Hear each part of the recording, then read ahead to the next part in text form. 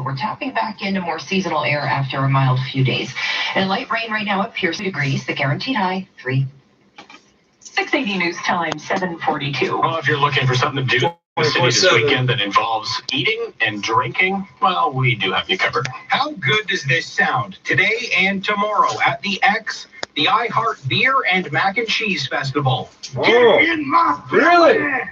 Right? You got me, Enjoy buddy. different mac and cheese makers. We're talking anything from traditional mac and cheese to jerk chicken mac and cheese to tater tot mac and cheese. Best I can tell, though, no ketchup or cut-up hot dogs available. And the beer, let's go. 14 breweries plus a Caesar bar.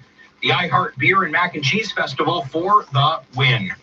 I'm Jeff Rahoman. We'll come through this morning's top stories and have sports next. 680 News Time, 7:43. This is your breaking news station, 680 News. Forget Boxing Day. December is Boxing Month at Navbatius, Mississauga and Rexdale Hyundai. Celebrate this season with offers like Full Pay for 90 days. If it comes after Christmas, and Christmas is like this December, I don't think you got your fucking promotion all the way through. MississaugaHyundai.com and RexdaleHyundai.ca. Hyundais don't fit down chimneys, so hurry in and see now. Oh, you want to bet? I'll fit one down a chimney, motherfucker. Boxing Month, all December long at Mississauga. Oh, I should have fixed that bandana thing before I fucking turned this on. Right now at Rogers, you can unwrap more. Like buy one, get one when you activate 2 lines with the Samsung Galaxy S10 and S10e on select 2-year plans. Oh, I know what's more going for on. you and them with our greatest BOGO yet. More perfect holiday photos with Samsung's Pro-Grade multi-camera. And infinite data you can share when you get them both on a Rogers Infinite plan. Get twice the nice with Samsung BOGO on now at Rogers. So let's see what the fuck happened on the night of Friday the 13th up here in Toronto. Yes, it is 3 degrees. Feels like 1 with that wind chill and light rain. Good morning from the 680 News Broadcast Center. I'm Stuart McGinn. And good morning. And here are the top stories this hour. Well, the Conservative Party's facing its fair share of questions, but now so is Andrew Scheer. There's reports in the Toronto Star this morning he's now facing an internal audit related to how he used party funds paying for his children's private school tuition. And the TTC, they want You're going to spend money on something stupid as private school. You might as well use somebody else's money, eh? The decision, though, still needs to be approved by Toronto City Council. With a look at your drive, here's Zach Bodenstein. Well, this is an area to avoid today. The intersection of Chaplin and Eglinton. It's completely closed until the evening for some crosstown LRT construction. I'll tell you about the rest of the drive at 7:51. I'm Denise Andriachi in the 680 News Weather Center. Messy mix of weather to kick off this weekend. Guaranteed high 3 degrees. Now time for 680 Sports from Sportsnet 590 The Fan. Good morning, Maria Saint-Gobain. Good morning, Stuart. The New Jersey Devils battled the Avs in Colorado last night, and they came up short, falling 3-1. New Jersey was without Taylor Hall, who sat due to precautionary measures. According to Sportsnet's Chris Johnston, trade talks are heating up, and he would be surprised if Hall is a Devil next week, so we'll see what happens there. Meanwhile, the only other game on the go, the Golden Knights edged the Stars 3-2 in overtime. Max Pacioretty came through 51 seconds into the extra frame. As for the Maple Leafs, they had the night off, but practiced yesterday in Edmonton. They face the Oilers tonight. Puck drops at 7. You can listen on Sportsnet 590 The Fan. Watch it on Sportsnet and the CBC. To the hardwood, where Paul George had 46 points, Kawhi Leonard poured in 42 as the Clippers toppled the Timberwolves 124-117. Anthony Davis dropped 33 points as the Lakers edged the Heat 113-110. And James Harden had 54 points as the Rockets throttled the Magic 130-107. The Raptors were off last night. They're back at it today, hosting the Nets. Tip-off at 7:30. Back to the ice, the Steelheads toppled the Battalion 4-2. They faced the Sting in Sarnia today. Puck drops at 4. And at the President's Cup, the U.S. closed the gap, picking up a pair of wins in foursomes. They now trail the international team 10-8 heading into the final round. Singles actions tease off tonight just after 6. Sports at 15 and 45 past every hour. Or anytime on the home of Tim and Sid, now on TV and radio. Sportsnet 590 The Fan. 680 News Time, 7:47. Being an entrepreneur means finding partners who align with my business vision and my Fuck your values. partners, With the bitch. help of BTC, I've succeeded in building a solid company that I can really be proud of. I don't even work with my own brother, eh? You gonna need a fucking partner? Entrepreneurs. You don't work with me either. Our Go for client's you. vision. So when we help you build your business, it's a business we can both be proud of. Go further with BDC. BDC. Financing, advising, smarts. I don't think anything happened last night that they're going to tell us about until later. The Concord Diamond Collection. a symbol of wealth, a sign of brilliance. A collection of spacious 3-bedroom suites at prestigious locations in downtown Toronto and North York. For a limited time, purchase a suite from the Concord Diamond Collection and receive a De Beers diamond jewelry piece valued at $30,000. Terms and conditions apply. Visit concorddiamondcollection.ca for details. 680 News Time, 7:48. New data finds Canada's computer science industry will need hundreds of thousands of workers in less than 2 years. Adrian Gobriel of City You're News not gonna reports find on them. The work's how gonna one go straight to organization's going Singapore or inspire India or children some to shit, strive for buddy. those jobs. It's a field trip with purpose. Give kids who otherwise might not have the opportunity at school or at home a chance to play around with the latest in technology and maybe, just maybe, spark their interest in computer science. It's really fun. That's music to tech companies' ears. By 2021, Canada will need an additional 216,000 tech workers. We're on pace to fill only a quarter of those jobs.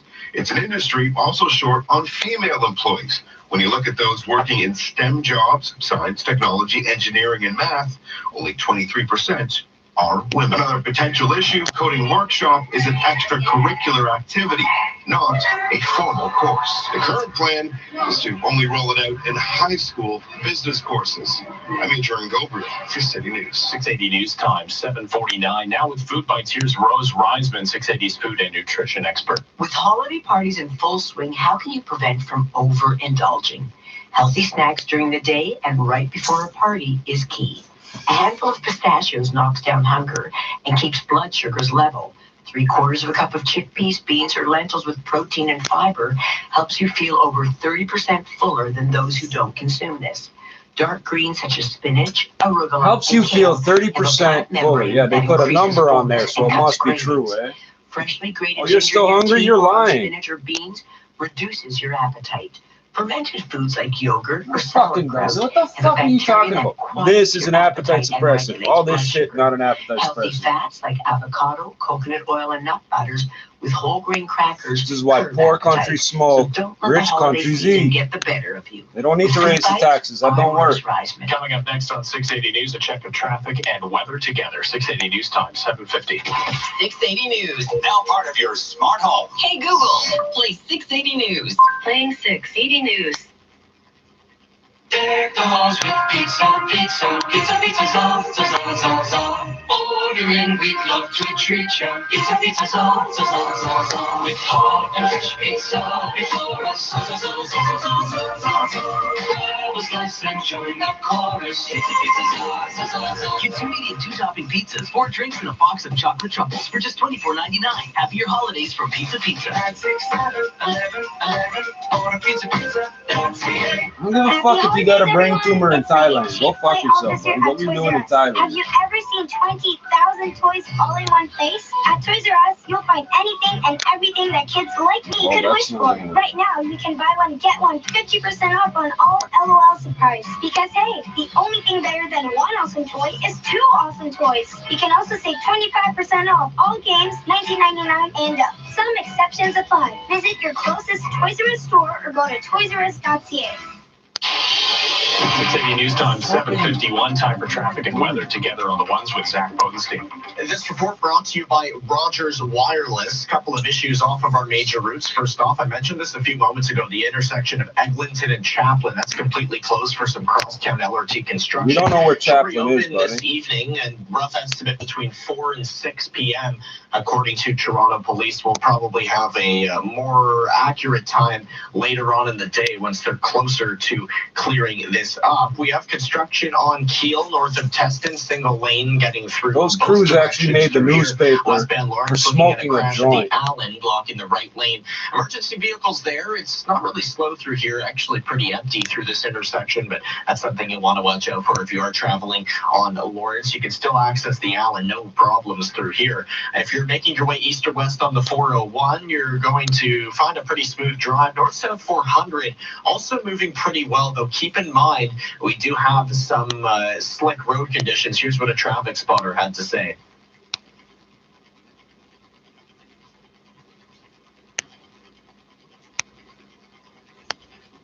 We appear to be having a microphone issue with our traffic reporter, Zach Bodenstein. Let's head to weather now. Here's Denise Andriachi.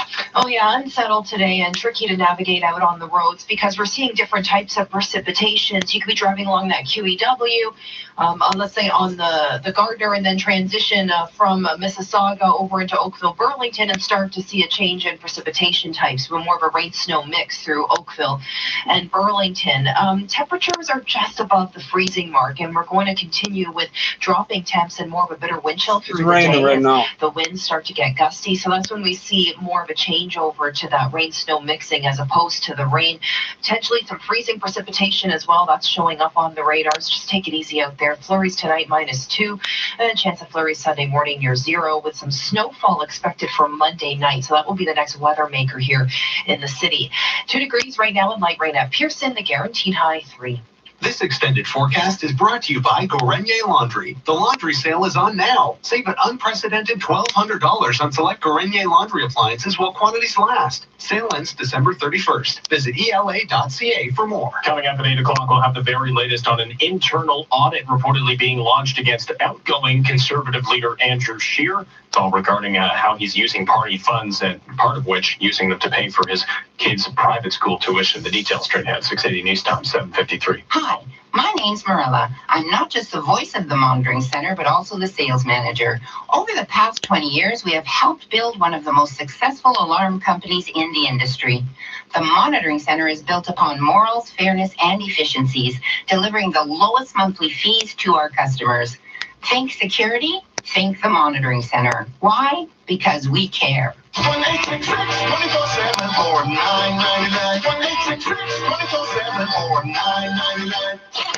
To 680 News Extreme Weather Center. With the latest forecast, delays on your commute, and whether schools are open or closed. Anytime a storm hits the GTA, the 680 News Extreme Weather Center is activated. Brought to you by Subaru, confidence in motion, and Air Transat, vacation is calling. Exclusively on 680 News and 680news.com.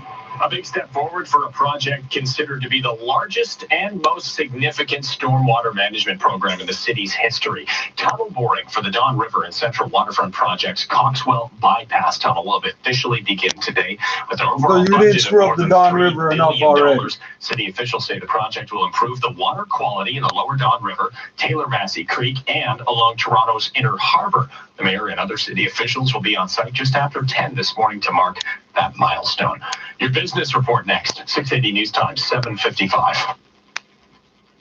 Casalite Furniture's December sale is on now. Hi, I'm Rob from Casalite. For 17 years, our December sale has always been our biggest event. Unlike other sales, this sale is on every item we carry. And this year, we have over 30 of our most popular vendors in on the act, including our top modern Canadian manufacturers, as well as a great selection from all over the world. Come and see what we have in store or online to enjoy our best pricing of the year. Sale on now, up to 30% off all new orders. 3 locations, including Evans Avenue east of Kipling. Visit Casalite.com. Giving someone a CAA gift membership for the holidays is kind of like saying, Happy battery boost for when your car doesn't start. Wishing you peace, joy, and lots of restaurant savings. Merry quick help with that flat tire. say happy holidays with a CAA gift membership and give peace of mind with 24/7 roadside assistance across North America, plus great savings on shopping, dining, and more.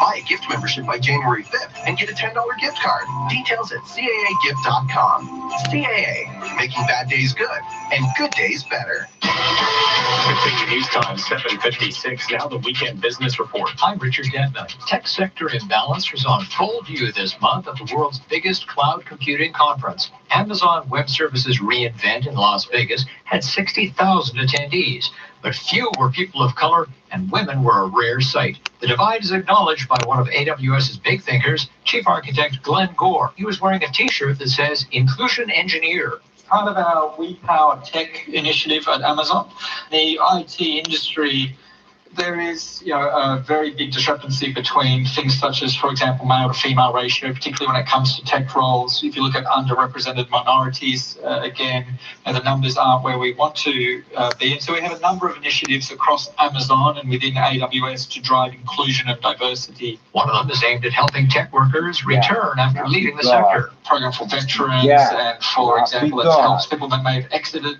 the IT industry their skills aren't current anymore, but they're trying to get back in. And this is a very common problem, for example, women who have had families. You know, they've come out of the industry for months to years, depending on the case. They left an engineer, but they can't come back in as an engineer. Gore also says AWS is working with a nonprofit to give grants to members of underrepresented groups and help them make tech connections. They've got a community group here. They've had special access to different leaders from across AWS. They have access fast track preferential seating in certain events. This is the first year we've actually done that, and this is a way that we're just trying to build these networks. Now, when they say this chair is for you, there's something wrong with that chair. Networking across each other. When you're just one person by yourself, it's very hard to make connections. You get 10 people with a connection, and they all know one other person, it doubles. And so it's that kind of logarithmic growth that we can do, exponential growth that we can see. What? So, you know, it's still Too bad at math, there's buddy. a lot more to do in this space. Glencore, You get to be the inclusion engineer because you're bad at Amazon math. Web Services. Why In the the Business fuck? Center, I'm This is Richard all Detman. fucked up. Weather forecast you can bank on. Because What if the you're hell on just more happened than to this 3 web degrees, You can win our growing cash jackpot. The 680 News weather guarantee. Enter online at 680news.com. The winter sales event is on now at Mercedes-Benz Toronto retail stores. Take advantage of incredible delivery credits and Holy 3 fuck, monthly this edit payments was on long. us on select 2020 models. Lease a well-equipped C300 4MATIC sedan from $628 per month for 45 months at 3.49% with 0 down and 3 payments waived. Whether it's the athletic C-Class sedan, the stylish CLA, the adventurous GLA, or the versatile GLC, exceptional offers are waiting for you. Visit mptoronto.ca for details. This holiday season, experience the extraordinary. Travel with Shen Yun through time and space and discover 5,000 years of wisdom, beauty, drama, and humor live on stage. Come see what China's 1.4 billion people cannot see and learn why this authentic Chinese performance is actually 7 not out from of 7. China. These people don't On know stage sense. in Hamilton, Mississauga, and Toronto starting December 30th. Get your tickets today at shenyun.com. That's SHENYUN.com. Now, 680 News regional weather conditions for Walmart. with Walmart's guaranteed unbeatable low prices, save $2 on a 400-gram block of Kraft cheese. Now, $3.97. Walmart. Save money, live better. Looking at those regional conditions right now in Cobourg, light rain, 3 degrees. It's raining in Peterborough right now, and it's 1 degree. Snow starting in Newmarket there, it's 1 as well. Downtown Toronto, 3 degrees with rain. 680 News Time, 8 o'clock. Number 1 for breaking news, traffic, and weather. This is 680 News, Toronto. Here are Stuart McGinn and Leah Johansson. Good morning. It's Saturday, December 14th. Here's what's making news right now. Andrew Scheer steps down, but the Conservative controversy is not over. Sources say that Scheer is now facing an internal audit. You could soon be paying more to take public transit. The TTC proposing a fare increase right across the board. New data from Public Health Ontario shows the province's opioid problem is growing. The report detailing overdose numbers from early this year. It's quintessentially Christmas. The Nutcracker, the Story Ballet, back in Toronto for the holidays. The Ads extend their point streak to 9 games. The Steelheads rally at home, and Watford and Liverpool are scoreless in the first half. And coming up in business, what's going to awe us next year? We're looking at the biggest technological predictions for 2020. 680 News Time, 8:01. Time for traffic and weather together on the ones. With a look at your drive, we say good morning to Zach Bodenstein. Leah, good morning. This report's brought to you by Oliver and Bonacini Restaurants. We don't have too much going on the major routes right now, moving well in all of our areas. We will focus off of them, though. We do have quite a bit going on. First off, the intersection of Eglinton and Chaplin completely closed for some LRT construction. Toronto Police letting us know should reopen around 4 to 6 p.m. So we are without this portion for pretty much a big portion of the day. We're without this intersection. In Vaughan, we do have the Keel just down to a single lane north of Teston for construction. Westbound Lawrence, a crash at the Allen blocking the right lane. Emergency vehicles, for the most part, have left the scene. Looks like they're closer to clearing this problem. Really not causing any sort of delay through here, just something to be aware of if you are traveling in that zone. We do have some icy conditions reported up north, same thing out west. So Brampton, Mississauga, also Newmarket, Aurora being affected with some icy conditions. Plan ahead for that. Certainly reduce your speeds and just make sure you're driving safely out there. We do have the East-West 401 in pretty good shape. Not much doing on the DVP 404, and the Gardner is moving well. You have more than just a gift card. Give them a meal to remember with an incredible view. Oliver and Bonacini gift cards redeemable at Canoe or any O&D restaurant. Visit oliverbonacini.com. With the forecast, here's Denise Andriachi. 2 degrees and light rain over at Pearson. We're seeing some mixed precipitation as well across the GTA. It's a messy day today, unsettled, and it's just going to be uncomfortable through the afternoon as the winds start to gust up to 40, 50 an hour out of the northwest. That's when we'll start to feel that more of a bitter wind chill, and temperatures kind of tapping back into more of a seasonal air after a milder day yesterday. We've got the chance of a few flurries as well through the night tonight, and then tomorrow morning we could possibly see some lake effect flurries. Overnight lows tonight near about -2. We're sitting at 3 degrees right now downtown, and that's your guaranteed high today, 3 degrees. 680 News Time, 8:03. In wake of Andrew Scheer's resignation as leader of the federal Conservatives, the party now faces many questions, and apparently so does Scheer himself. There's reports he's now facing an internal audit over his use of party funds. 680's Jordan Reed joins us live with that story. Jordan. Stuart, I think that makes him more of a conservative. The Conservative Fund Board and those close to Scheer have very I think that proves he knows exactly what to do as a conservative. To have direct knowledge with Scheer and knows what he is thinking, says Scheer is furious over the accusations and that the suggested tuition used to cover private schools for his 5 children in Ottawa was in fact included in financial materials that were sent to the board for approval. And on the other side, a source from the Conservative Fund says this is not the case, that the tuition expense was deliberately withheld from the board and its members. Now, Scheer resigned after a 7-minute speech to the House of Commons that had applause and standing ovations from his caucus. This party, this movement needs someone who can give 100% to the efforts. And after some conversations with my kids, my loved ones, I felt it was time to put my family first. The resignation did not leave a clear future for the Conservative Party. The issue has called for public infighting, and a possible legal proceeding could soon follow. Reporting live, I'm Jordan Breed. 680 News Time, 8:05. The TTC wants to increase fares by 10 cents next year. That was proposed in the 2020 operating budget. I can't believe these are the top fucking Friday, stories. the Transit Commission said the increase would come into effect March 1st, and the increase would see the cost of adult Presto card fares jump to $3.20. For those who use monthly adult Presto passes, they'll be hit with a $5 increase. And when we took to the streets to share the news, many Torontonians say they're not happy. It adds up if you're using the TC every single day for the entire year. We have a lot of increases, and I think a lot of people are frustrated with the service, not getting any better. The city and the province need to find ways to fund our system. The province has actually cut increases to funding that were supposed to be rolled out, and that's unacceptable.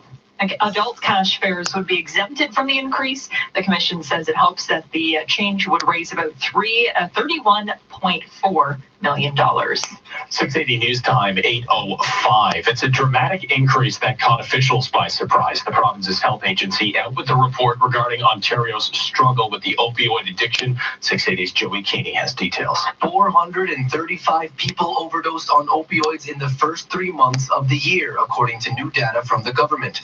Public Health Ontario posted new numbers showing a 40% increase in overdose deaths from the same time last year. The tragedy, unfortunately, continues. That comment coming from Ontario's chief coroner, his sentiment echoed by the chief medical officer of health, who warned of an increase in carfentanil and street drugs. The province passed legislation on Wednesday allowing them to join a class action lawsuit led by British Columbia. The suit alleges pharmaceutical companies that made the drug falsely advertised that opioids weren't as addictive as other painkillers.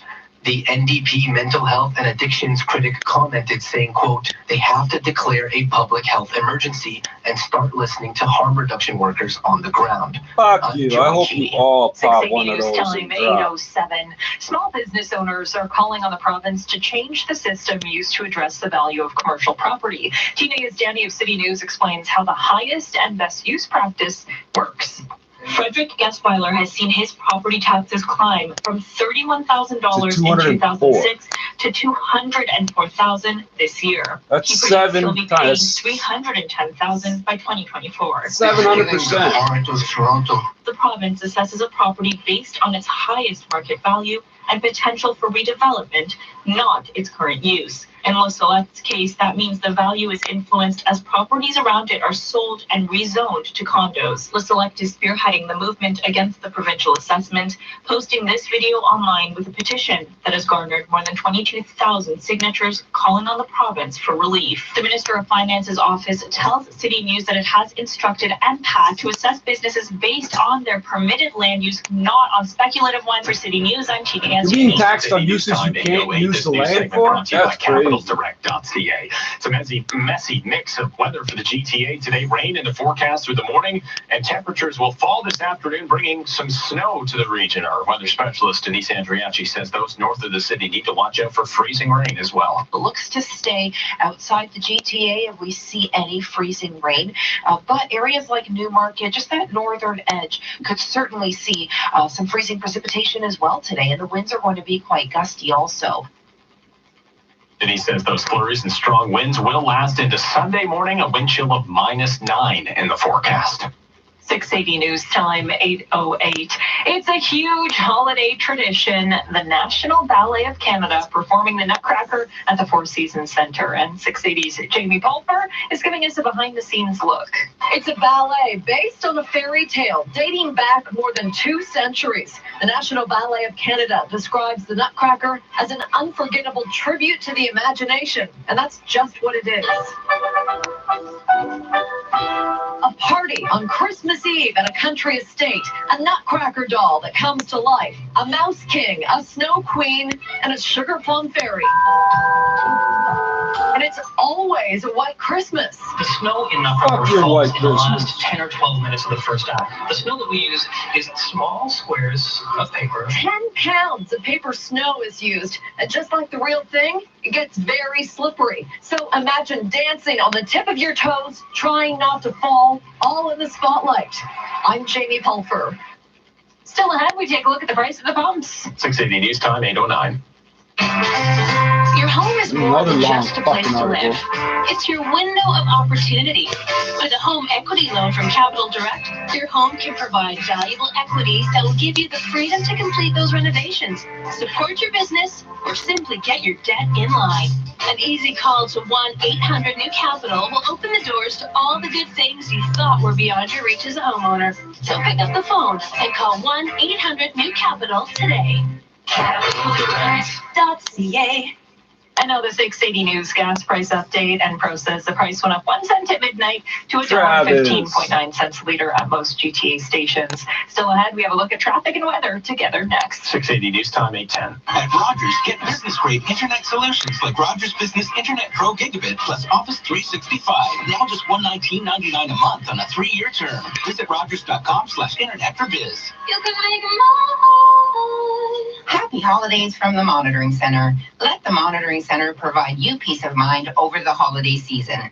Switch your current alarm system to TMC or pick from one of our customizable installation packages and let us protect what matters most. Think the Monitoring Center for your home security needs. Think security? Think the Monitoring Center. Why? Because we care. 1-800-24-7 or $9.99. 1-800-24-7 or $9.99. At Rogers, get business-grade internet solutions like Rogers Business Internet Pro Gigabit plus Office 365. Now just $119.99 a month on a 3-year term. Visit rogers.com/internet-for-biz. You can make more.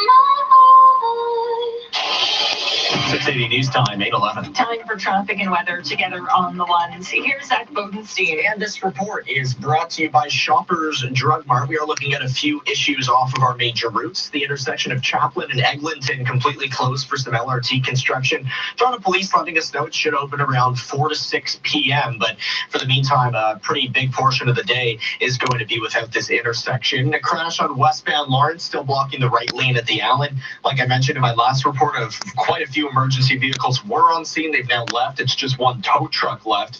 It's really not causing much of a delay through here. I'm also looking at just a single lane getting by on Keel in both directions north of Teston. Double talk This to is the for cops, some double talk construction. to the Neither of fucking these people areas, writing the again, article are causing about any the cops. sort of delay. If you're Oh, headed so east this or is why I west of read the the shit 401, before I read it out loud. Drive. Keep in mind those road conditions, though, not exactly ideal, especially up north and to the west. Let's hope this clip works, but here's what a traffic spotter had to say.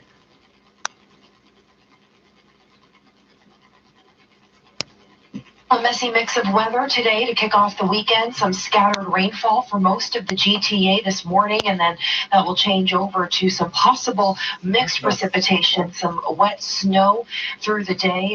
There is the risk of some freezing rain, but it looks like it's the risk of staying outside the GTA. Chance of flurries tonight -2. Still a chance of flurries early Sunday as we see temperatures hover right around the freezing mark.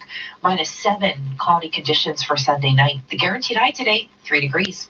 680 News Time, 8:13. A new film exploring the bombing at the 1996 Summer Olympics in Atlanta is receiving mixed reviews. Our Thor Dynamo has a review of Richard Jewell. Isn't that white Paul Walter people? Hauser stars as a security guard who found a bomb during the games in Atlanta and then became the prime suspect.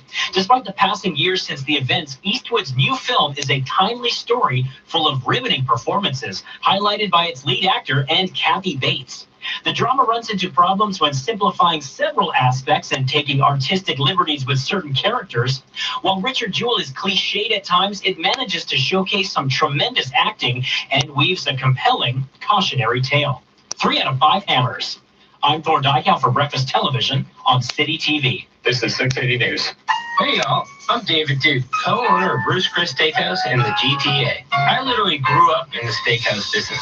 Started washing dishes and have done every job in the restaurant. I learned from the very best. Miss. So I'm not even halfway through this shit, but might as well. How much more is there? Holy fuck.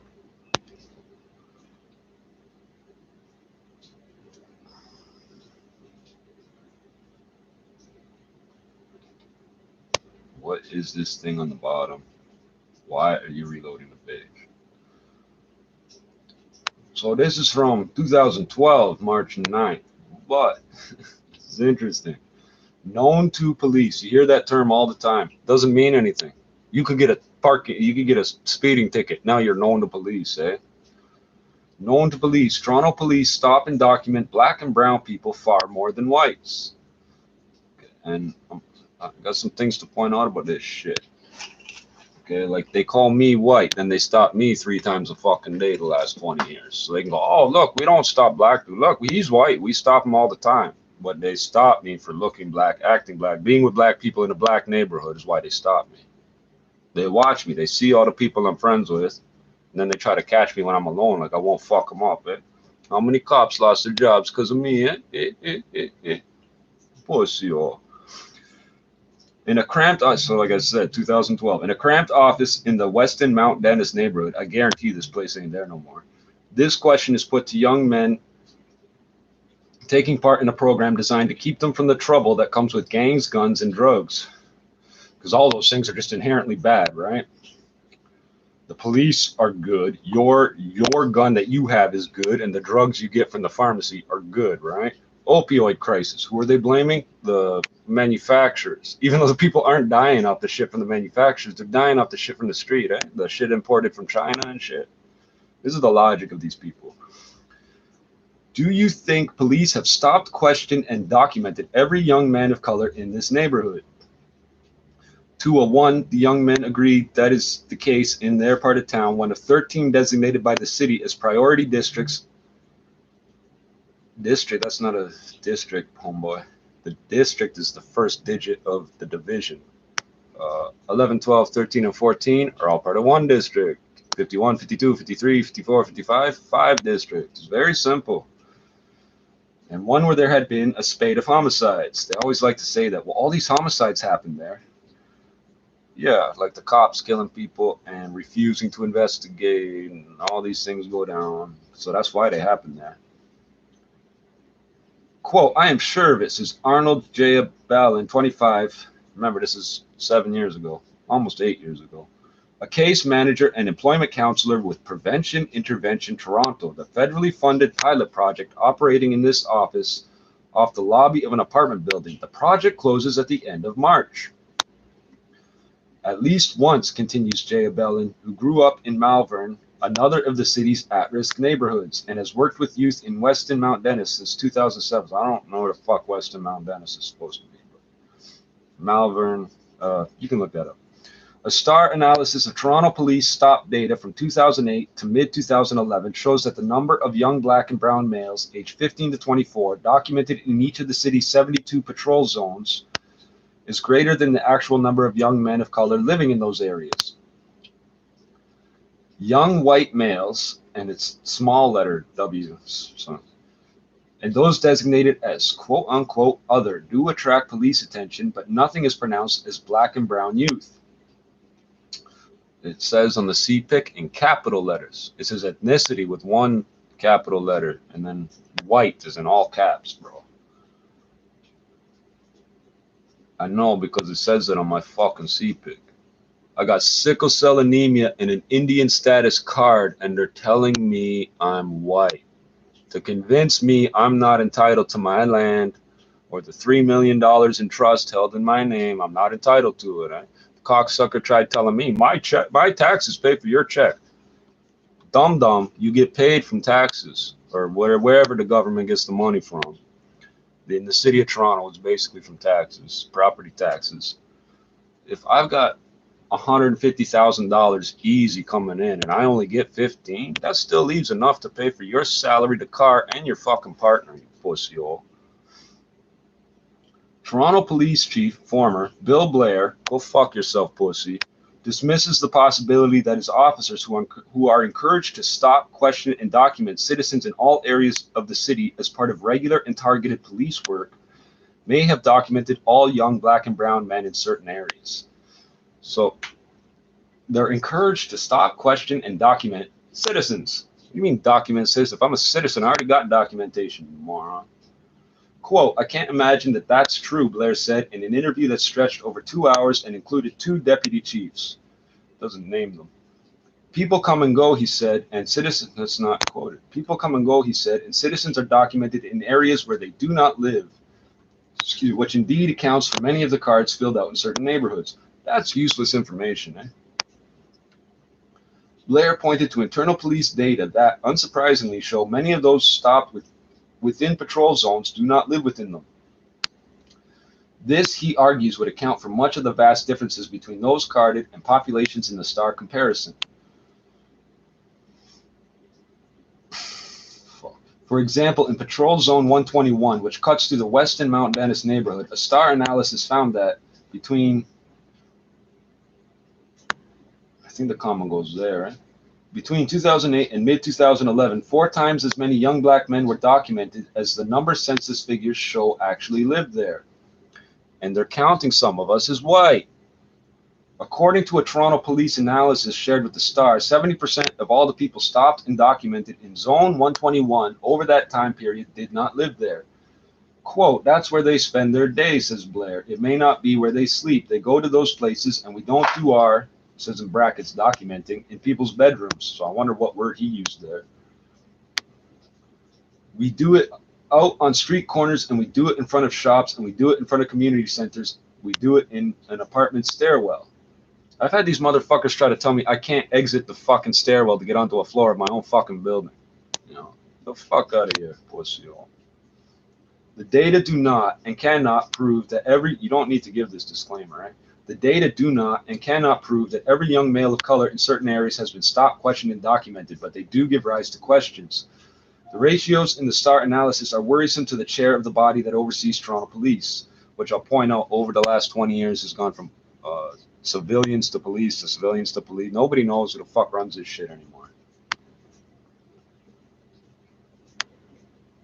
I find the data hugely problematic regardless of what explanation is provided by the police service. Alok Mukherjee, chair of the Toronto Police Services Board, wrote in an email response to Star questions.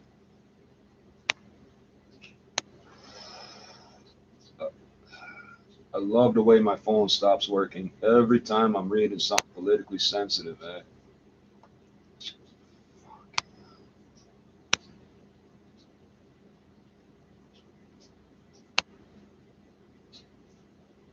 Now you're just opening random apps, Like, I'm just so stupid. I don't know how my phone works, I've been using computers about 30 fucking years, but I don't know how to use this, I can't figure out what's wrong, I would love to read what's here, but I can't fucking see it.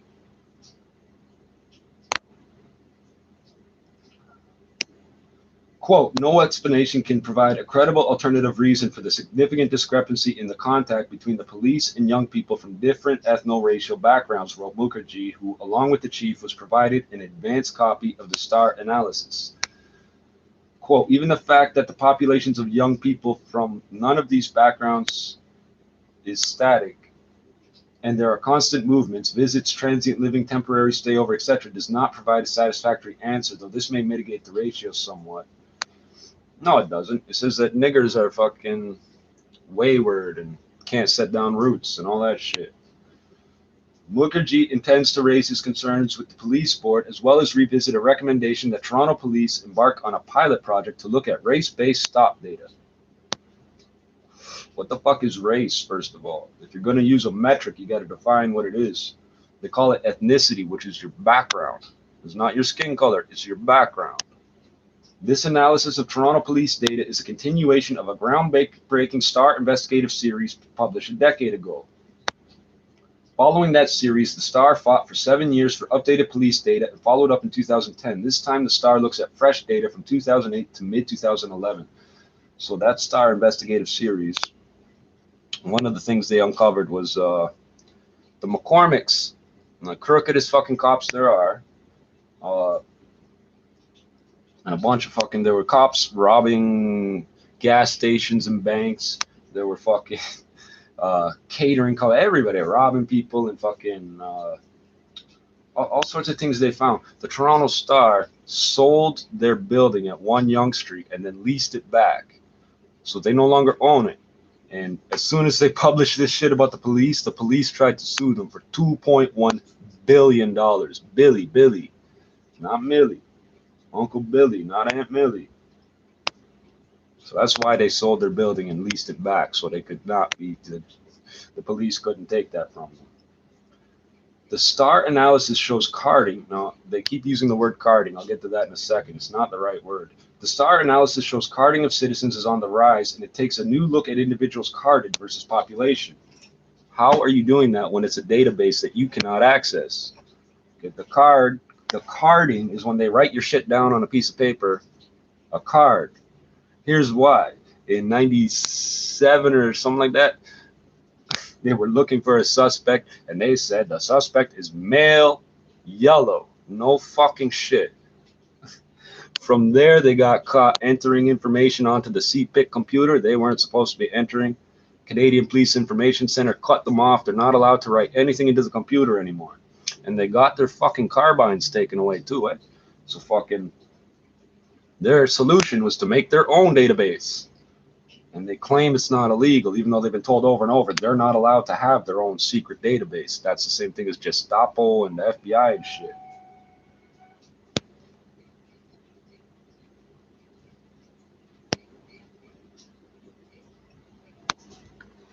Hoover and McCarthyism and all that. So when you read the word carding in the media, they're always talking about, oh, they looked at your card. No. Oh, they typed it in the computer to see what came up. No, they're making a database of the people they want in their database, and they won't tell us what the database is for. On a patrol zone level, there are 72 in Toronto. The start. Oh, fuck. Where the fuck am I now? Motherfucker.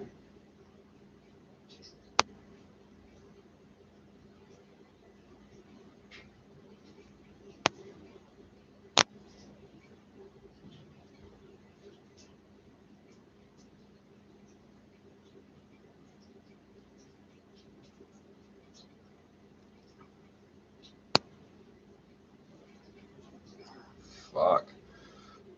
Okay, we'll read this one apart again. The STAR analysis shows carding of citizens is on the rise, and it takes a new look at individuals carded versus population. Well, I have a question, Mr. and Mrs. Toronto Star. How many of those cards did you get to look at to say that you looked at the individuals carded versus the population? They didn't show you those cards. They're all handwritten. They won't fucking show them to you. They got fingerprints and shit on them. They won't fucking show you that. On a patrol zone... I swear they repeated that. On a patrol zone level, there are 72 in Toronto. The STAR looked at the ratio of individual young males aged 15 to 24. Why are they stopping 12-year-olds? Who were documented to the actual population of young males in that age group. Obviously, not everybody who is documented in a patrol zone lives there. Police say nearly all of the people documented in the zone that includes the entertainment district, a place where people from all over to work and play, I'm assuming come to work and play, do not live there. They like to show you, they like to tell you that one. But they won't tell you, they don't fucking do the same thing for Bay Street. They don't card nobody on Bay Street. Or they would find that nobody fucking lives. There's like 200 people in a district that has like 150,000 people in it in the daytime. And it's like less than 1,000 people live there at night. There's no carding done there. None. None at all. Well, you see, white guys, I don't care how brown your skin is, you're wearing a fucking suit and a briefcase, they're looking at you as white.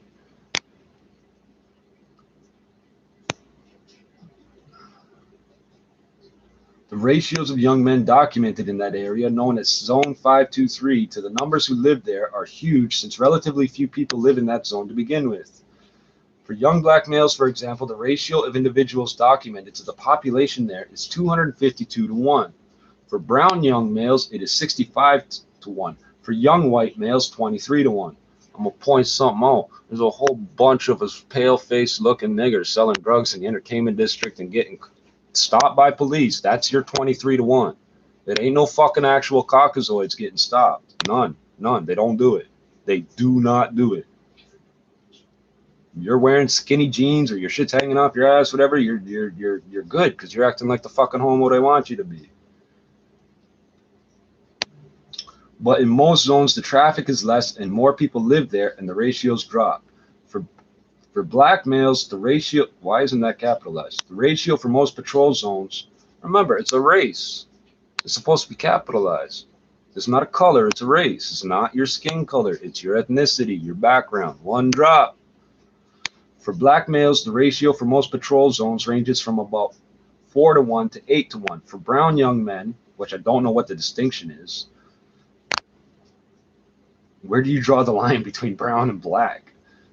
For brown young men, most zones, that's not a race either, eh? For brown young men, most zones have a ratio of 2 to 1 to 8 to 1. By the way, they like to write down Persians as fucking brown when it suits them and white when it suits them. The fuck? For example, I'm a racist white man committing a hate crime against a Persian across the street who threatened to hurt me. The fuck? He's screaming at me what he's gonna do to me, blah blah blah. He's gonna call the cops. The cops are right there. I go, oh, really, really? Hey, Mr. Policeman, I'm the one that gets a problem from the cops. Why do I get documented and he don't? I had to commit a crime against the man to get his name, man.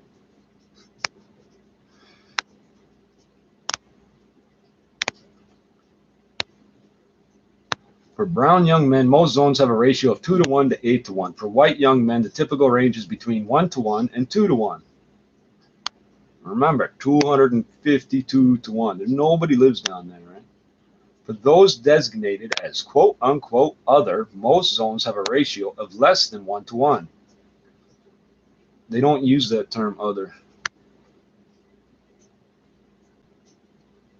They never use that. I've never heard of that.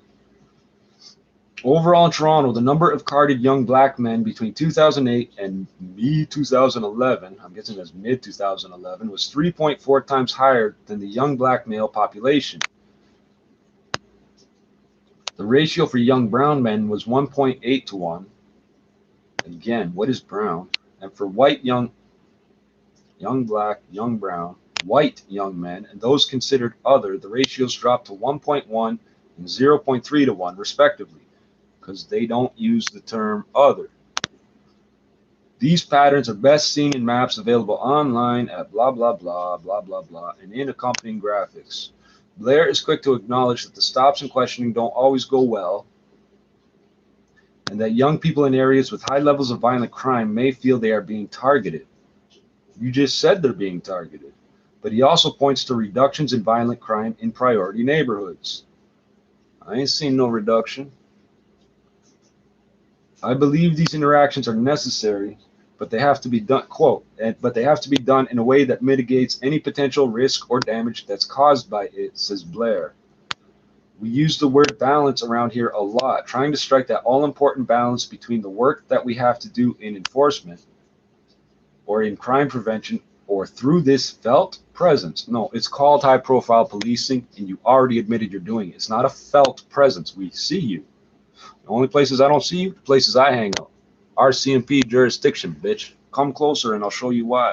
They know we get violent, and the TPS doesn't seem to know how to handle that. The RCMP said, fuck off, get out the way. They ain't allowed to hang out where I hang out. So when you people think you're going to kick me out and solve problems, doesn't the shit blow up as soon as I stop hanging around?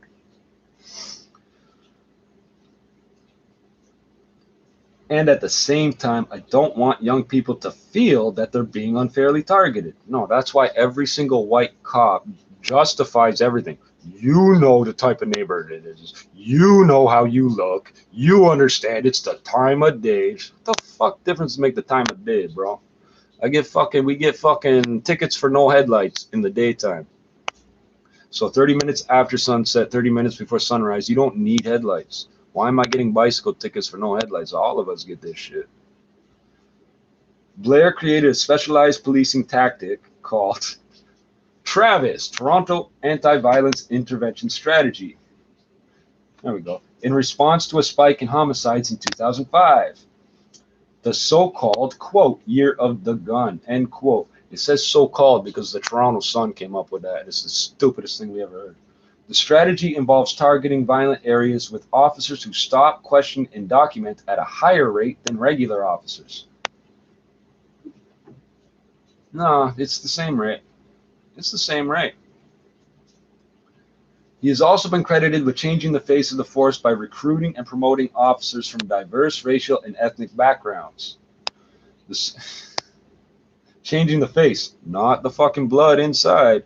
The skin color looks different. They all white boys. I call Saunders a house nigger all the fucking time, man. Let me get close enough to him, I'll say it to his face. But he don't come out in public. He don't patrol the streets. He's black, but he can't be found in a black neighborhood ever. And notice, diverse racial and ethnic backgrounds. So race is a made-up thing. It's like cultivar, cultivated variety, strain. Ethnic backgrounds, that would be more scientific in a way, specific. Ethnicity, where the fuck is your people from? And they use the word backgrounds. So the service also partnered with the Ontario Human Rights Commission in a novel charter project that looked at ways to deal with racial discrimination and racially based policing. Biased policing, my bad. It is racially based. It's not biased, it's racially based. You have to be 6 foot and 6 foot and Scottish to be a Toronto police officer. That's race based.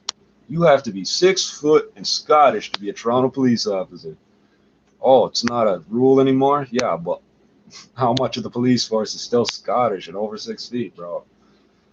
A police youth summer job program that I never heard of, in place since 2006, but I never heard of it, employs 150 kids aged 14 to 17 each year from at-risk neighborhoods.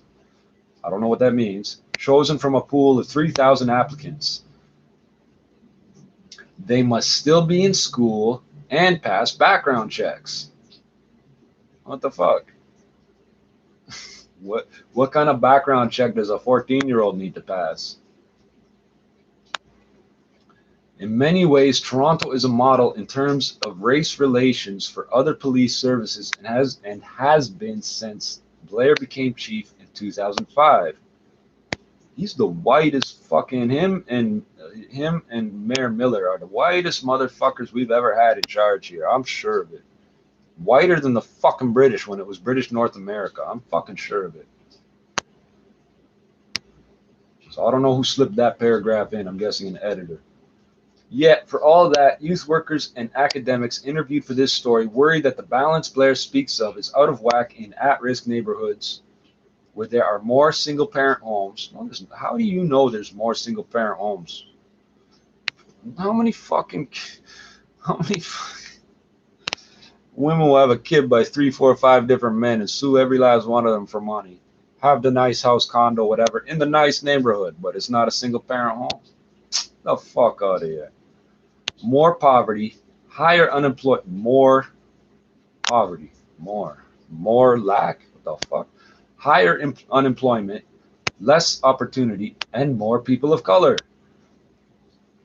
On the streets, frontline community workers in Weston Mount Dennis use words such as, quote, toxic and, quote, not good to describe the relationship between police and young people. The feelings are there even with younger kids who have never had a personal experience with being stopped and questioned by police. I'm going to say you're lying because I've seen these kids get stopped. 10-year-old kids, 12-year-old kids get stopped by police and they're threatening them. They're violent towards them. And if you see, you know your parents are getting stopped, your fucking friends and shit are getting stopped, that is personal. That is a personal experience.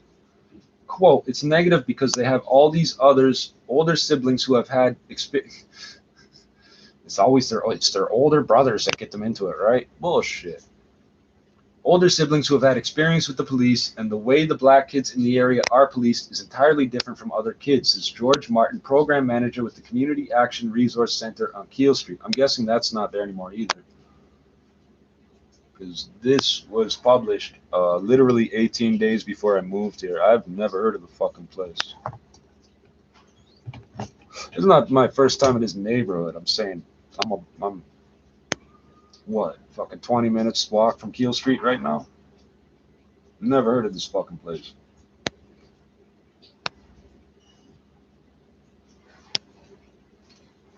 I was conceived a block from Keel Street in a dope house. Anyway, he says that's true. He says the police who do the stopping and documenting have a... I'm going to read this. This is where I hung up on the fucking thing last time because they purposely cut this fucking conversation up into pieces to fuck it up. I'm going to read it anyway. He says the police who do the stopping and documenting have a different style from those in the community squads in the area. I'm not sure what he means by that.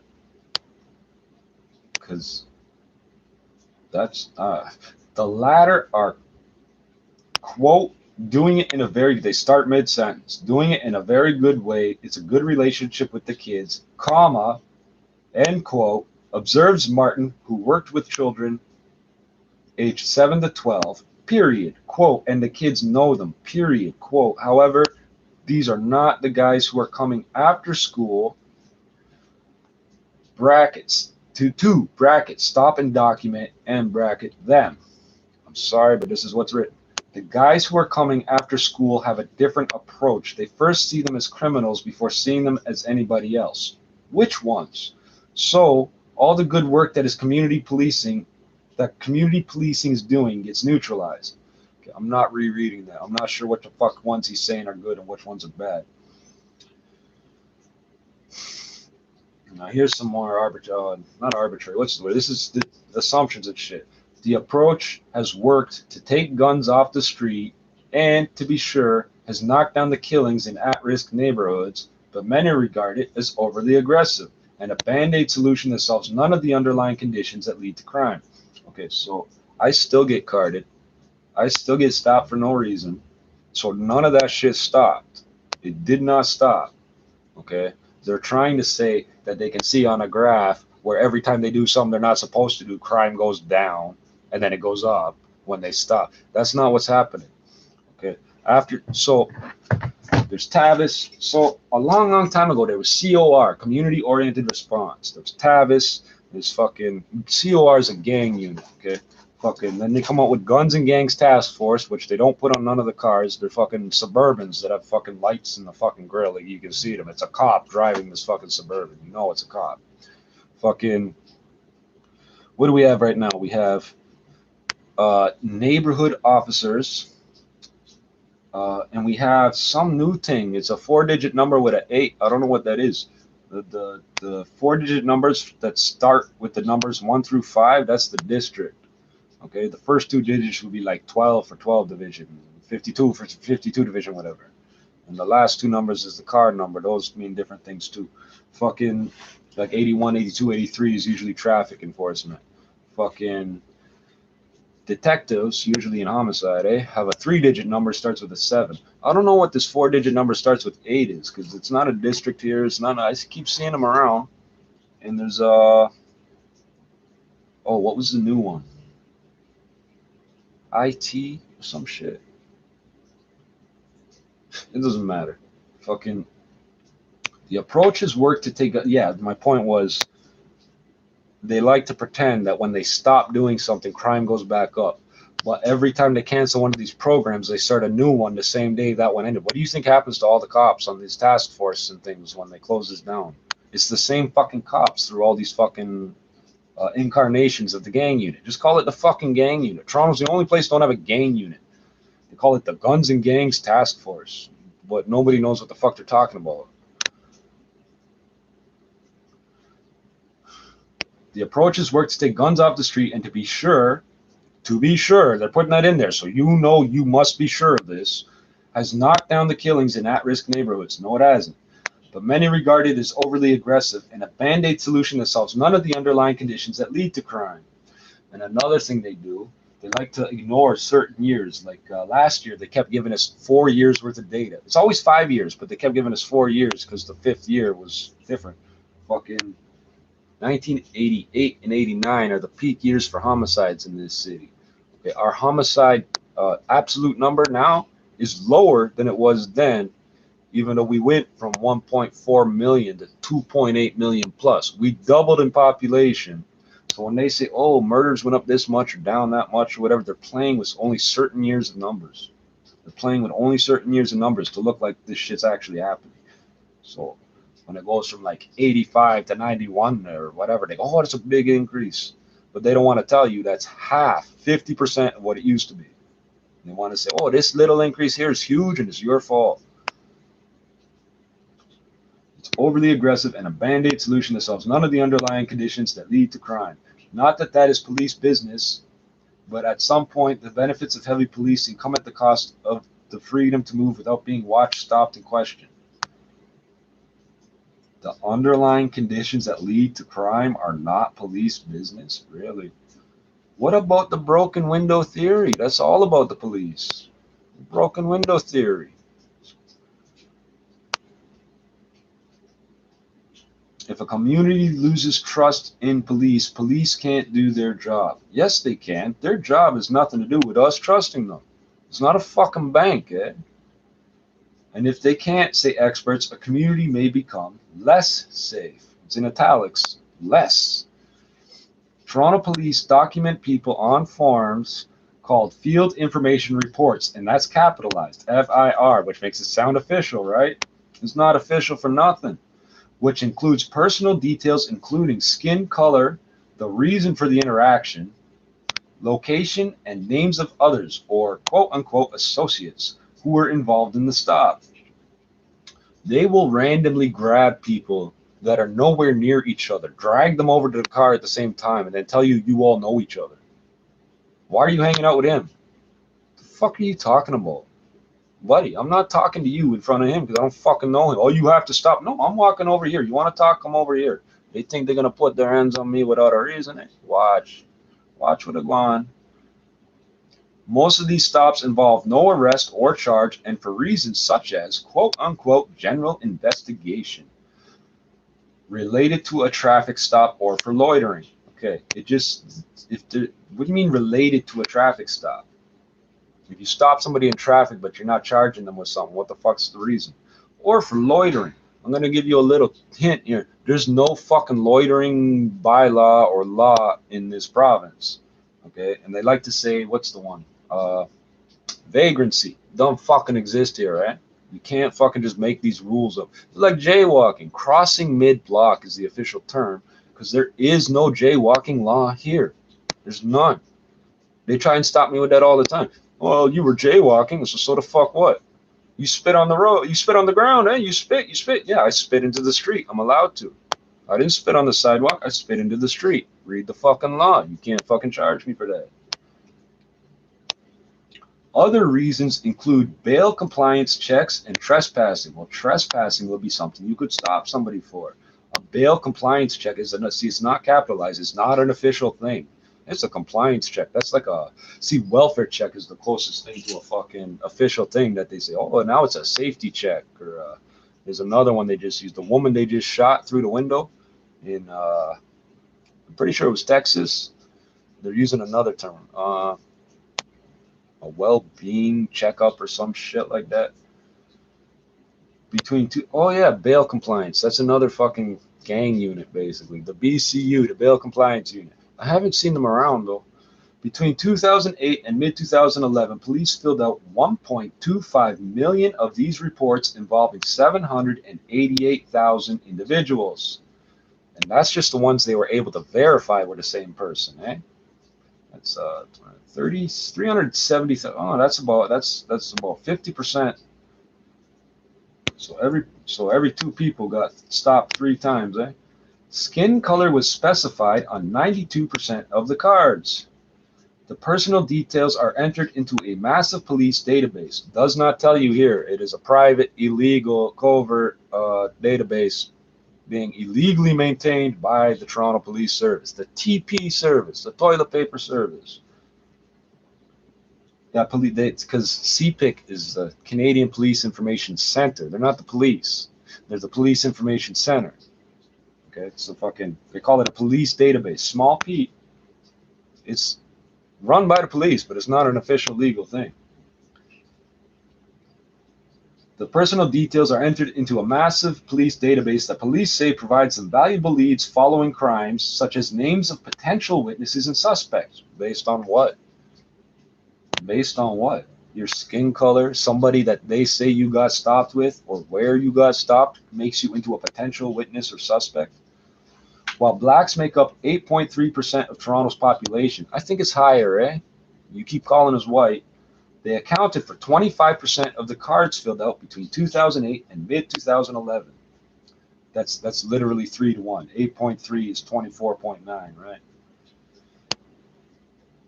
In each of the city's 72 patrol zones, blacks are more likely than whites to be stopped and carded. The likelihood increases in areas that are predominantly white. Now that's interesting. You didn't cover that yet. If you're in a white neighborhood, shouldn't there be more white people stopped? There's not. There's more black people stopped. How the fuck is that possible? You're less than 8%, even less in these neighborhoods. How the fuck are there more of you getting stopped?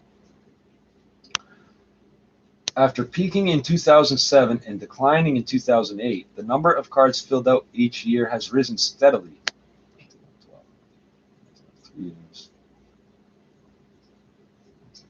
There were 381,873 cards filled out in 2011, 20,000 fewer than 2007. That's not much less, bro. That's not even 5% less. But up 18% from 2008. In an interview with The Star 2 years ago, Blair, so 5% down and 18% up, you recovered that 5%. Blair attributed the drop in 2008 to the possibility that police had gotten to, quote unquote, know many people and there was less need to document them. This time around, Blair says the subsequent increases are the result of intelligence-led policing in violent crime hotspots. Okay, I'm going to point something out to you. This carding thing is intelligence-led policing. They're spying on you. They're collecting data, intel. So he just gave the excuse that that's fucked up. Yet police fill out these cards in every area of the city, and it is considered good police work, not by the people that pay you. In fact, most police services collect data from non-criminal encounters they have with the public. Yeah, but they enter it into their notebooks, their official notebooks, or they fucking enter it into the CPIC because they're allowed to, because they never called a chink a fucking male yellow. Okay, you might as well call him a fucking chink if you're gonna fucking do that, eh? I mean, unless his skin was literally bright big bird yellow, but I don't believe that. That would be jaundice. Quote, when I have two cops walking down the street, I don't want them just talking to each other, Blair says. I want them to talk to the people, the shop owners, the people who live there, that are working there, playing there, kids going to school. It's that felt presence. You want them, remember what he said about felt presence? You want them to engage with people. No, we don't. And one of the things we require, not every interaction with the public, is that they record a certain amount of information about those transactions. It's a measure of them doing that. So what's a charge? A criminal charge, a credit card charge. It's a fee. It's a fine. It's the same thing. You just called it a transaction like it's a fucking bank account. It's a measure of them doing that. Yes, a measure. It's not even a metric. It's a measure. He wants to measure what they're doing by this, right? Youth interviewed by The Star for past stories and for this series speak of encounters with police that begin badly, such as being interrupted during a basketball game on an outdoor court and asked to produce identification. Well, fuck yourself, bitch. Many feel, quote unquote, criminalized by the experience. Now, we don't use that word, so I don't know who you're quoting. By the experience, and that they have no choice but to answer police questions, even if they are not required to do so. Yeah, because they'll fucking shoot you. They'll cut you with a fucking kitchen knife this fucking long. The knapsack right here all cut up. The jacket you see me wearing all cut up. I wear that shit for a reason. It's like this, eh? To go silent, or worse yet, walk or run away invites more trouble. Oh yeah, you'll get your fucking head fractured. Aside from a few youth workers, yeah, because it happened to me, eh? Aside from a few youth workers who have had their own experiences being stopped by Toronto police, the young people the Star interviewed for this story did not want to be identified, but they share similar stories. Now that's a lie. That's a lie. We don't want to be identified. We've already been identified to the cops. They've already targeted us for this intelligence-based policing. Why the fuck wouldn't we want the public to know who we are? We can stand on the corner and fucking advertise what we do. We can put out music videos every fucking week, but we don't want the public to know the police are being racist. Get the fuck out of here. Quote, one thing I learned is that if you're not involved in that stuff, then you don't have any problems. Which stuff? What the fuck? Says one thoughtful black man of 21 living in a priority neighborhood, referring to street crime and police. Quote, but I always feel that because I live in the neighborhood and because I fit the profile of young black male, I guess I'm always going to be targeted. Okay, hold on. If you're not involved in that stuff, then you don't have any problems. They're using quotes to make it look like they're fucking quoting somebody, but they just made some up, eh? Like this experience he had 2 years ago with Tavis officers. We were at the basketball court and they roll up on us and say, wow, don't move, don't move. They searched one of them and they say, wow, what do you have in your pocket? Nothing. Don't lie to me. Where is the stuff? There was no quote unquote stuff. Quote, it feels more like another system of oppression. You're thinking of apartheid, where the police use that power just to let you know that they have that right to come anytime and your home is not your home. Yes, it is. You might do some dead time, but you can fuck somebody up for coming in your house, police or no police.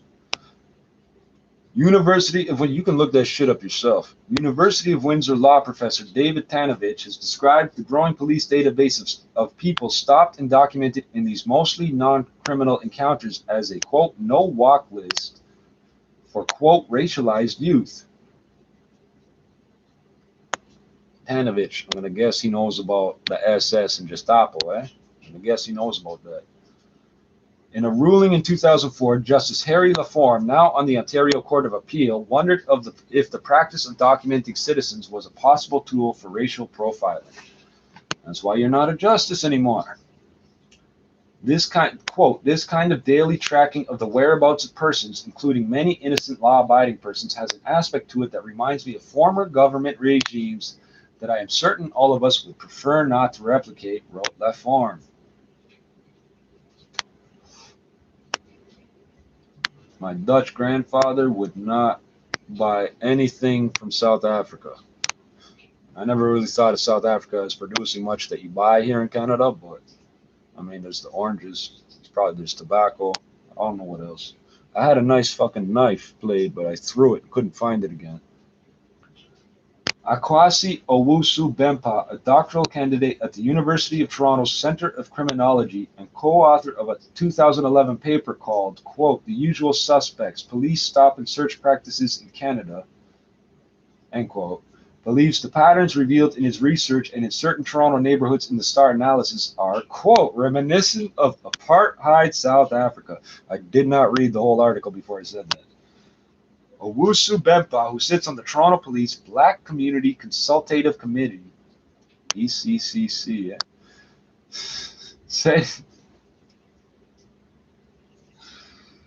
said in an interview that Toronto police are working hard to improve relations with communities strained by violence, and credits Chief Blair for hiring, quote, racialized police officers. No, they didn't. No, they didn't. I think there's like one black cop, one Sikh cop that are still working. And there was an Abo cop who stopped me once and acted like a fucking retard. Fucking, I never said anything about drugs. Buddy, you're standing on a fucking crack corner asking me questions about other people.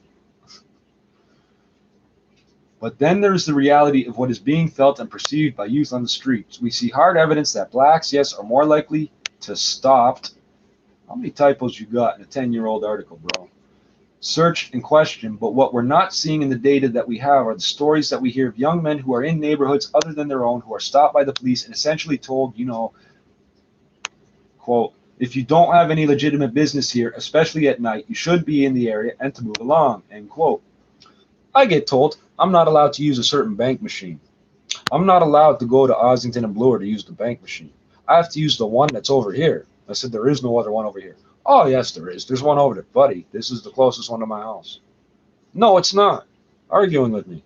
I take the shortest, most direct route from my grandmother's house to the grocery store. 6 blocks, straight through an alleyway. Shortest, most direct route. They fucking tell me, oh, you looked at us and then you ran away and that's why we're stopping you. I'm still standing here. That was 2 minutes ago. How the fuck you figure I was running away? That piece of shit stole 25 cents out of my pocket. I know because I had 40 cents in my pocket. When he left, I had 15. If you only have 40 cents, you know how much money you got. Telling me I'm not allowed to walk through the alleyway. Stay on Queen Street where we can see you. You saw me in the alleyway. Why am I going to walk further to get to a street I'm not walking along? That's full of people and cars and pollution. I can't breathe and I can't hear. Why shouldn't I walk in the alleyway? I got fucking sickle cell. I'm staying the fuck away from the car exhaust. It fucking floats up. It doesn't float up and then back into the alleyways. It floats up. It's hot. You don't think of these things, eh? My hemoglobin produces fucking carbon monoxide, I just learned. This is the way the fucking police fucking think. They can tell you where you can go and what you can do. Fuck off, bitch. I tell you where you can go. Where I set up shop, you are not allowed to fucking sit on the corner and watch. The RCMP will be up your fucking ass. I know because they took away your carbines. Your fucking, they're semi-automatic versions of the M4. You know what that is, eh? It's a CAIUR. Colt Canada. They took them away. The STAR analysis, that hasn't been released publicly. I can see it in the cars. They don't have them no more. The STAR analysis of the police stop data shows blacks are more likely than whites to be documented in areas where fewer black people live. I think I was just mentioning that. However, the overall level of carding of citizens is highest in areas where more visible minorities live. See, the one catch is when they are stopping white people, it's in black neighborhoods. Or poor neighborhoods. We fucking don't usually use the term black neighborhood, but we might as well. Because in the U.S. it would be a black neighborhood. Up here it's all mixed cultures. So fucking, it's not technically just black people, but you're basically black if you live here. Watch how the cops treat you. If you're white walking through these neighborhoods, they want to know what the fuck you're doing. You're here to buy drugs. Pick up a hooker or something. Which, by the way, those two things aren't necessarily illegal up here anymore.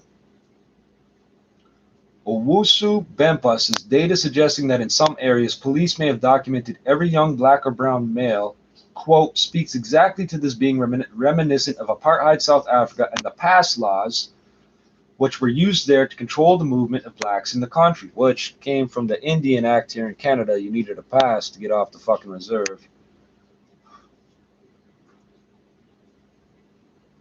Because Indians aren't allowed to dance, dress up in costumes. It's not called a costume, but whatever. You have a costume party and it's okay. You have a costume ball, it's okay. You have a potluck, it's okay. We have a potlatch, it's not okay. You put bingo out and it's good. We play bingo, it's illegal. What the fuck? You have guns, it's okay. We have guns and we're not allowed to buy bullets. What the fuck? Oh, you can buy the bullets, but it's illegal for the white guy to... You can buy the bullets, but it's illegal for the white guy to sell them to you. Right. Chief Blair and Police Board Chief Mukherjee reject the apartheid comparison. Quote, apartheid in South Africa was state-sanctioned and backed practice, Mukherjee says in an email. Not so in Toronto, and that is a significant point of departure. You're wrong, actually, you fucking moron. Having said that, I would worry very much with the youth workers that even the belief that this is what is happening will undo the effect of all the positive work that has been attempted to be done. That's too many words, bro. There is no positive work being done by the police. None. None. I've never seen them stop a crime or convict somebody of something they deserve. Ever. Never. I've been to jail. I've met fucking hundreds of thousands of people convicted, eh? Never somebody convicted for something they should have been. And I'm talking bad people. Quote, I don't think you're getting to know someone by getting their name and their height and how much they weigh. Another young black man who lives there told the Star, you don't know the person. You know what they look like. That's a good point. Another explanation for the overrepresentation of blacks in the card data, one few wish to broach publicly, is who is responsible for street crimes. Thank you, Star, for putting that out there. That's true. That's the explanation they have. Well, black people are the criminals. So every time, either my phone stops working or the box stops working. They like to say black. They don't like to say this too loud, but black people are the criminals. Fucking, I almost knocked out a cop one time. Would have been. I should have, because of what he said. And my friend's dead now. I should have done this. We would have had at least that good memory to go to fucking the grave with. Fucking. Black. I said, so what? They're black means they're criminals? Oh, of course they're. So what did I say? No, let me start over. I said, so they're criminals? You're assuming they're criminals? Oh, they're black, so of course they're criminals. Buddy, I almost fucking knocked this bitch out. Both my friends' eyes went like this because they fucking knew what was about to go down.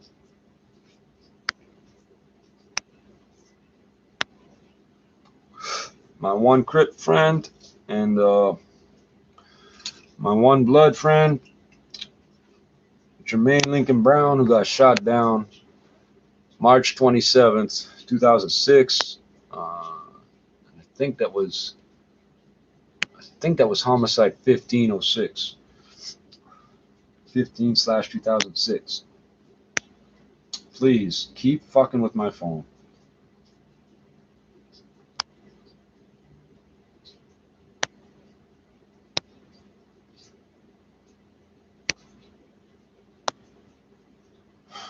In the same Freedom of Information request, the Star obtained Toronto Police arrest and charge data that shows blacks represent 30% of charges for violent offenses, yet comprise 8.3% of the population. I think I showed you this before, eh? Where the fuck did my knife go? I think I showed you this before. I pull out my knife, I cut up my food, I open up the fucking package with my knife, I put it back in my pocket, I'm eating my food. I just committed an assault because you saw the knife. Oh, if you yell at somebody, that's a verbal assault. And don't charge white people with this shit because white people can pay for their own lawyer and beat the case. That won't help nothing. They don't get no money out of that. The lawyers and the cops have this kickback system because the COs at the courthouse get paid, the judges and everybody get paid. I've seen what happens when not a lot of people are in court. I've seen that old City Hall courthouse damn near empty, eh? Fucking, they don't like that because they ain't making money, eh? The lawyers are part of the kickback system, eh? They'll remand your shit over and over for no reason. Why? To fucking get another appearance and another. They get $1,000 an appearance. Eh? Fucking.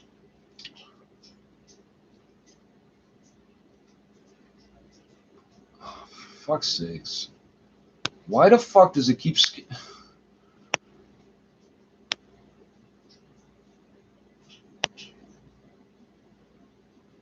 This remains unchanged from past STAR analyses in 2002 and 2010. The 30% of violent offenses, 8.3% of the population. By the way, 30% of charges, not defendants. When they charge us, they hit us with like 8 or 10 charges for the same offense. University of Toronto criminology professor Scott Wortley believes police are using the same kind of actuarial reasoning, quote unquote, with young black men that insurers often use when looking at young male drivers. In other words, just as all young males pay higher car insurance premiums regardless of their driving record, young black males are paying a higher, quote, policing premium, end quote, because of the criminal actions of a few. It's not because of the criminal actions of a few. It's because of the racist pieces of shit that are fucking driving in the cruiser. They know their paycheck is coming out of your fucking bank account. The, quote, higher rate of offending may be the reason. It's not a higher rate of offending it. It's not a higher rate of offending. It's a higher rate of charging. The, quote, higher rate of offending may be the result of family issues, because that's always the problem. Racism, popped because somebody calls you nigger, so you punch them out. So it's your fault for being, see, they blame racism. It's your fault. Poverty, unemployment, and other social factors. Poverty and unemployment don't got nothing to do with violence, Directly, I mean. Like if you get a violent charge, like an assault charge, that didn't come from poverty or unemployment all by itself. That's a ridiculous reasoning. And other social factors, says Wortley, who studies youth crime and policing, and co-wrote the Usual Suspects article with Owusu Bempa. Is that this article? Another article. Quote, the other side of the equation, however, is that the vast majority of young black males in Toronto are not in any way engaged in serious criminal activity. They're not. There's a lower proportion of black people committing crimes than white people. I know, because the black people will tell you outright they'll get fucking nailed for something they're not doing and get caught doing what they're doing. And the white people will tell you outright they get away with shit for how they look. I know. Look at me. I get away with shit because of how I look, These law-abiding black males, quote, these law-abiding black males unfortunately become guilty by association. Association with what? The police may think that it is rational and perhaps cost-efficient to stop and search all young black males. It is cost-efficient. That's where you get overseers, these black cops. We have to ask ourselves, is this appropriate when it comes to the operation of the justice system? On the one hand, this may sometimes get guns and drugs off the street, which does nothing. On the other hand, our research shows that these stops contribute to black males' alienation from Canadian society. There should be an apostrophe at the end of that word there. S apostrophe, not apostrophe S. Since becoming chief in 2005, Blair has been quick to acknowledge that racial bias is a reality in policing, as it is with any other segment of society that hires from the human race. What? That's not true, bro. Which society? The white North American society? The quote-unquote Western society, which somehow includes Britain and Hong Kong? I don't know how the fuck that's West. But he has also stressed that his strategy with Tavis is to heavily police in areas of high victimization. You watch my video of them stopping a kid for no reason. These areas happen to be poor and home to more visible minorities.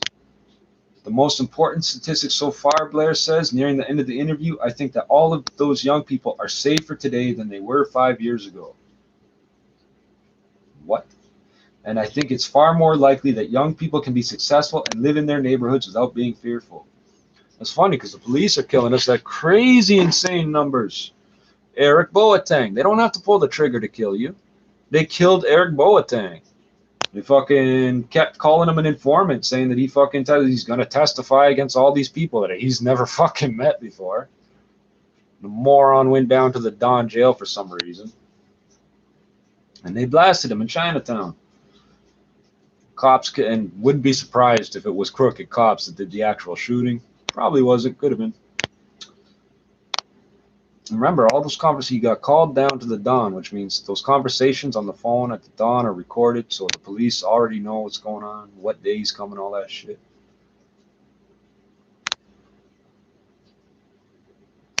Motherfucker.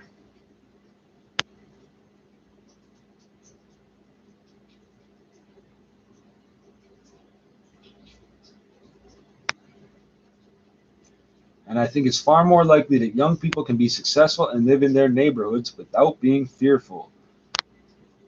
That's ultimately why we're doing this. It's safer for those young people. By the way, how are you arresting more black people and supposedly more black people are killing more black people? That doesn't make sense. How are you that you're arresting more black people because they're doing it? How are there more unsolved fucking murders of black people and or more, whether it's solved or not, black on black crime? So how the fuck does that make sense if you're fucking doing that? If your race-based policing would work, then how the fuck, if that's what's going on, how the fuck are you not catching more actual people victimizing black people if it's black people doing it? That doesn't make sense. I just fucking scrolled this shit down, man.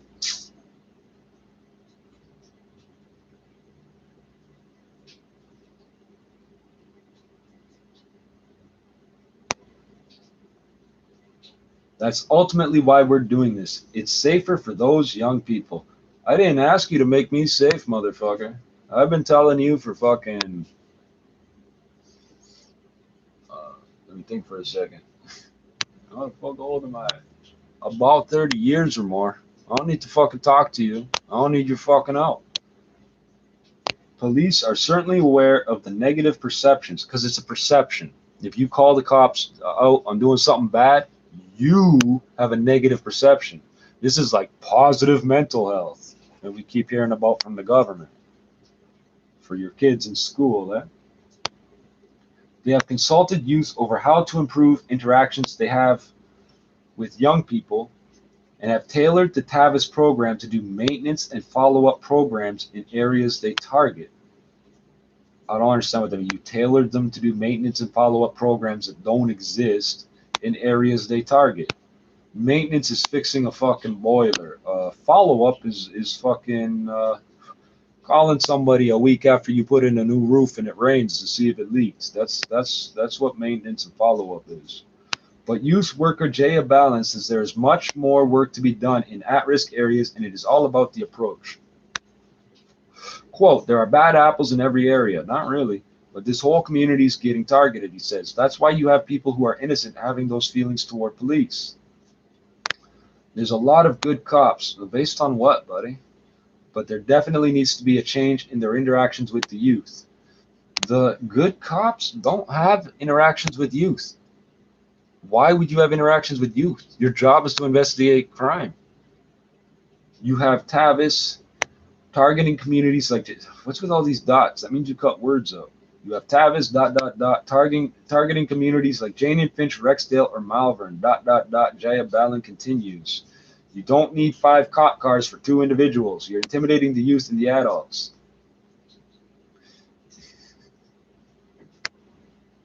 Is that the end? It just stops there? What the fuck? That's the end of it?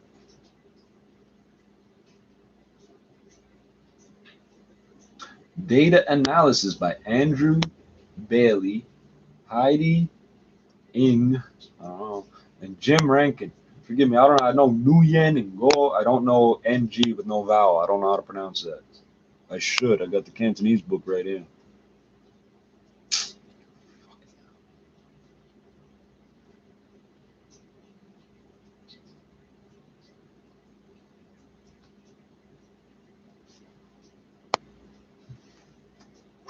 It took me an hour to fucking read that shit, man. Oh, man. Oh. So let's learn about this one together. Toronto Police to expand neighborhood officer program. Toronto Police are further investing in their neighborhood officer program. Notice how it's not capitalized, but on the side of the car, it's capital letters. That's the official thing, neighborhood officer. It's a real title. Expanding a pilot project, the force says, is aimed at improving public trust and building relationships between cops and communities. So I've been talking about this neighborhood officer thing for like a year or two, and they're just talking about it now. They have not released anything public about this till this article, apparently. Don't know. I looked this shit up, Starting Monday, 127 neighborhood community officers will walk the beat in 35 neighborhoods across the city, all with the central mandate to focus on building partnerships and, quote, working towards long-term solutions to public safety and disorder issues, end quote, the Toronto Police said in a statement Thursday announcing, quote, enhancements, end quote, to the program. Okay, disorder, like mental disorder, once again, they're trying to medicalize it. It says starting Monday, Thursday, September 12th. All right, so, all right, the last Friday, the 13th of September, right? I knew this one was coming up. So Monday the 16th. I can tell you right now that's not true. So that's why I didn't read this one. I was arrested September 11th, and I was released September 16th, the Monday, right?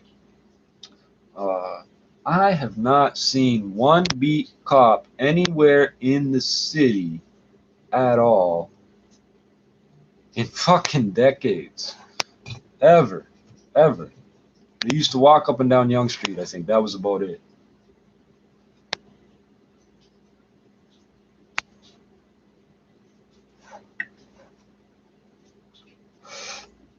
So there are no neighborhood officers walking the beat. They're driving in cruisers. All officers will be assigned to their communities for 4 years. Yeah, it said it was going on a couple of years. Will get, quote, community-centric training, end quote, specific to their role, and will be identified as neighborhood officers with both distinctive labeling on their uniforms and their vehicles. Community-centric training. That means this guy is the overseer. He's here to watch your black ass. In your black neighborhood with your black car and your black clothes and your black bandanas. We are all very proud of this program, quote, and the real difference is that it has made right across the city, said Toronto Police Chief Mark Saunders, house nigger, at a press conference Thursday. Come to my face, house nigger. Deputy Chief Peter Yuen, who has led the neighborhood officer program, said the additional training will focus on dispute resolution and working with vulnerable groups. Yeah, so if you actually do have a situation where someone should get charged and it would write the fucking ratios the right way, they won't charge nobody. I can't get anybody charged for any reason, no matter how many cameras and witnesses there are. Sexual assault, attempted robbery, fucking any type of violence, anything. And the cops show up, like they're there, like fucking, and for kicks, sometimes I'll fucking flag them down or fucking try and fucking report shit. They don't want to hear it.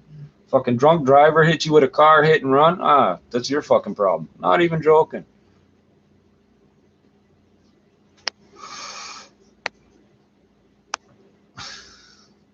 I didn't read the whole thing, I don't think. Deputy Chief Peter Yuen, who has led the neighborhood officer program, said the additional training will focus on dispute resolution and working with vulnerable groups, including the homeless and those with mental health challenges. Mental health challenges. If I don't think that you are being positive to me, white people love to throw the word positive around. But they don't fucking know what positive is. Then you have negative mental health, which means you have a mental health disorder. A mental health challenge, which is contributing to the neighborhood disorder. Yuen said the expansion of the program to place officers in communities for a minimum of 4 years was made in consultation with the public and officers. Police need time to create meaningful and lasting relationships with community, he said. I'll point out the only reason you don't see cops for more than 6 months or a year in a neighborhood is because they FTS, flee the scene. They get the job in Toronto and then use that training and everything. Look, I worked in one of the hardest cities anywhere. Look at all the shootings and look at how multicultural and racial diverse it is.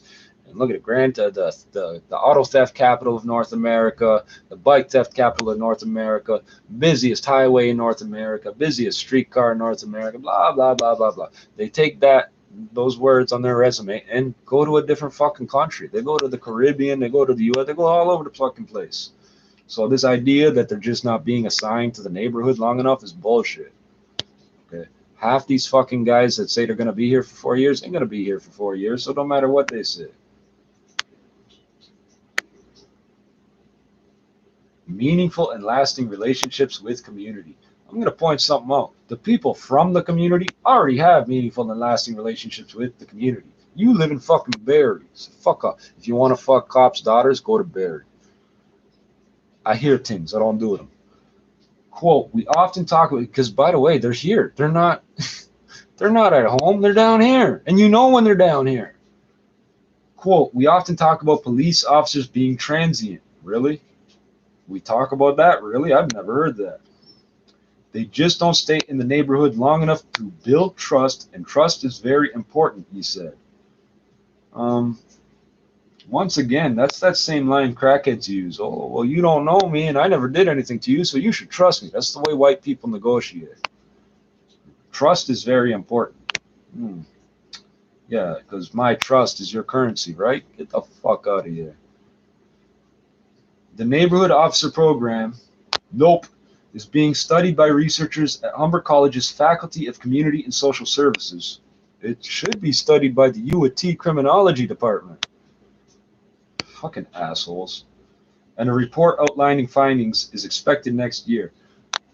Jermaine Lincoln Brown, the guy I just told you got killed, was, at the time he got killed, was enrolled in Humber College. So far, the results show members of the community feel safer in their communities and are more willing to talk to officers who they've gotten to know through regular contact, said Doug Thompson, a professor at Humber's Criminal Justice Degree Program. Now, what they're trying to say is through regular contact. It's like all attention is good attention. It doesn't matter if it's negative. No news is good news type shit. They've gotten to know them through regular contact. So if they stop me enough times, sooner or later I'm going to say, fuck it, at least I know this guy. Sooner the devil I know, and I'll go talk to him. Ain't going to happen, bitch. The prospect of officers being present in communities can be a divisive topic. Not there's going to be police. I don't know what you're talking about.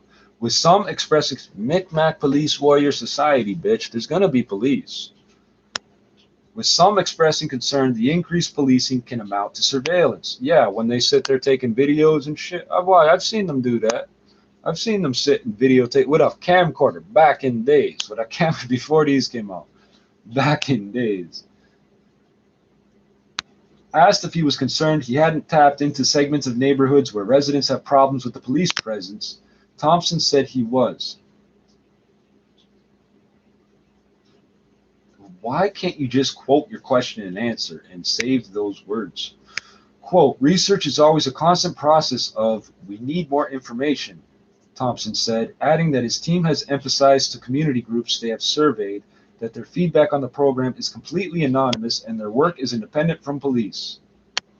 If that was true, it would be getting studied by the U of T Criminology. It wouldn't be studied by... That's bullshit. You're independent from police. You're also not connected to anything to do with the legal world at all, eh? Social services. The fuck does social services have to do with the cops? It's like the school saying, we're co-parents. No, you're not. But community feedback on the program so far has been as high as 80 or 90% support, Thompson said. No, it hasn't been, you fucking liar. Quote, some people are very supportive that police are there. Some people aren't going to be supportive no matter what. Said Constable Ed Park. Yeah, that somehow explains those numbers. Said Constable Ed Parks, who has been a neighborhood officer for 4 years. Yeah, I told you, it's been going on a couple of years. And was a social worker before he became a cop. You must have been a shitty social worker. Quote, but police are there to assist. We're not there to take over, and we want to have a positive effect. If you're not there to take over, why do you start every shift with all of y'all standing in the room screaming, whose streets are streets? Whose streets are streets? You don't live here. You don't fucking own anything here. You get paid to be here, but your money don't actually, like, I don't know how to explain this. Our business activities have to be copacetic with the community, and yours don't. So fucking, if you're not here to take over, explain that shit to me, because they do that shit.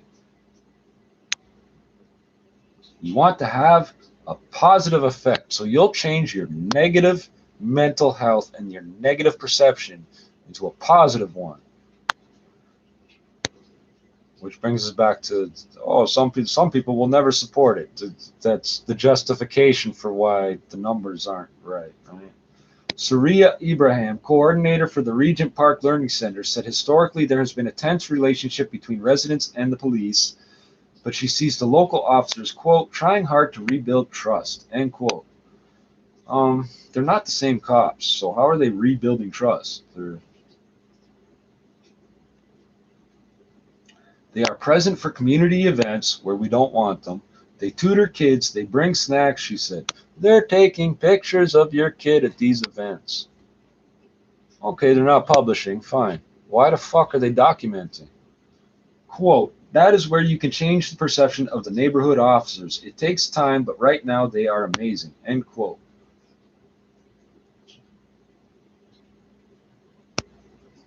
Right now they are amazing. They tutor kids, they bring snacks. What the fuck are you talking about, Brett? That doesn't fucking happen. There's no cops tutoring kids in this city. They don't feed nobody. With the exception, in my life, once, me and this girl got pizza from the police. They just walked up and handed it to us. I don't know if it was poisoned or whatnot. I always figure I'll eat it. If they poison me, then maybe something fucking will come of that. And they most likely didn't pay for the fucking pizza.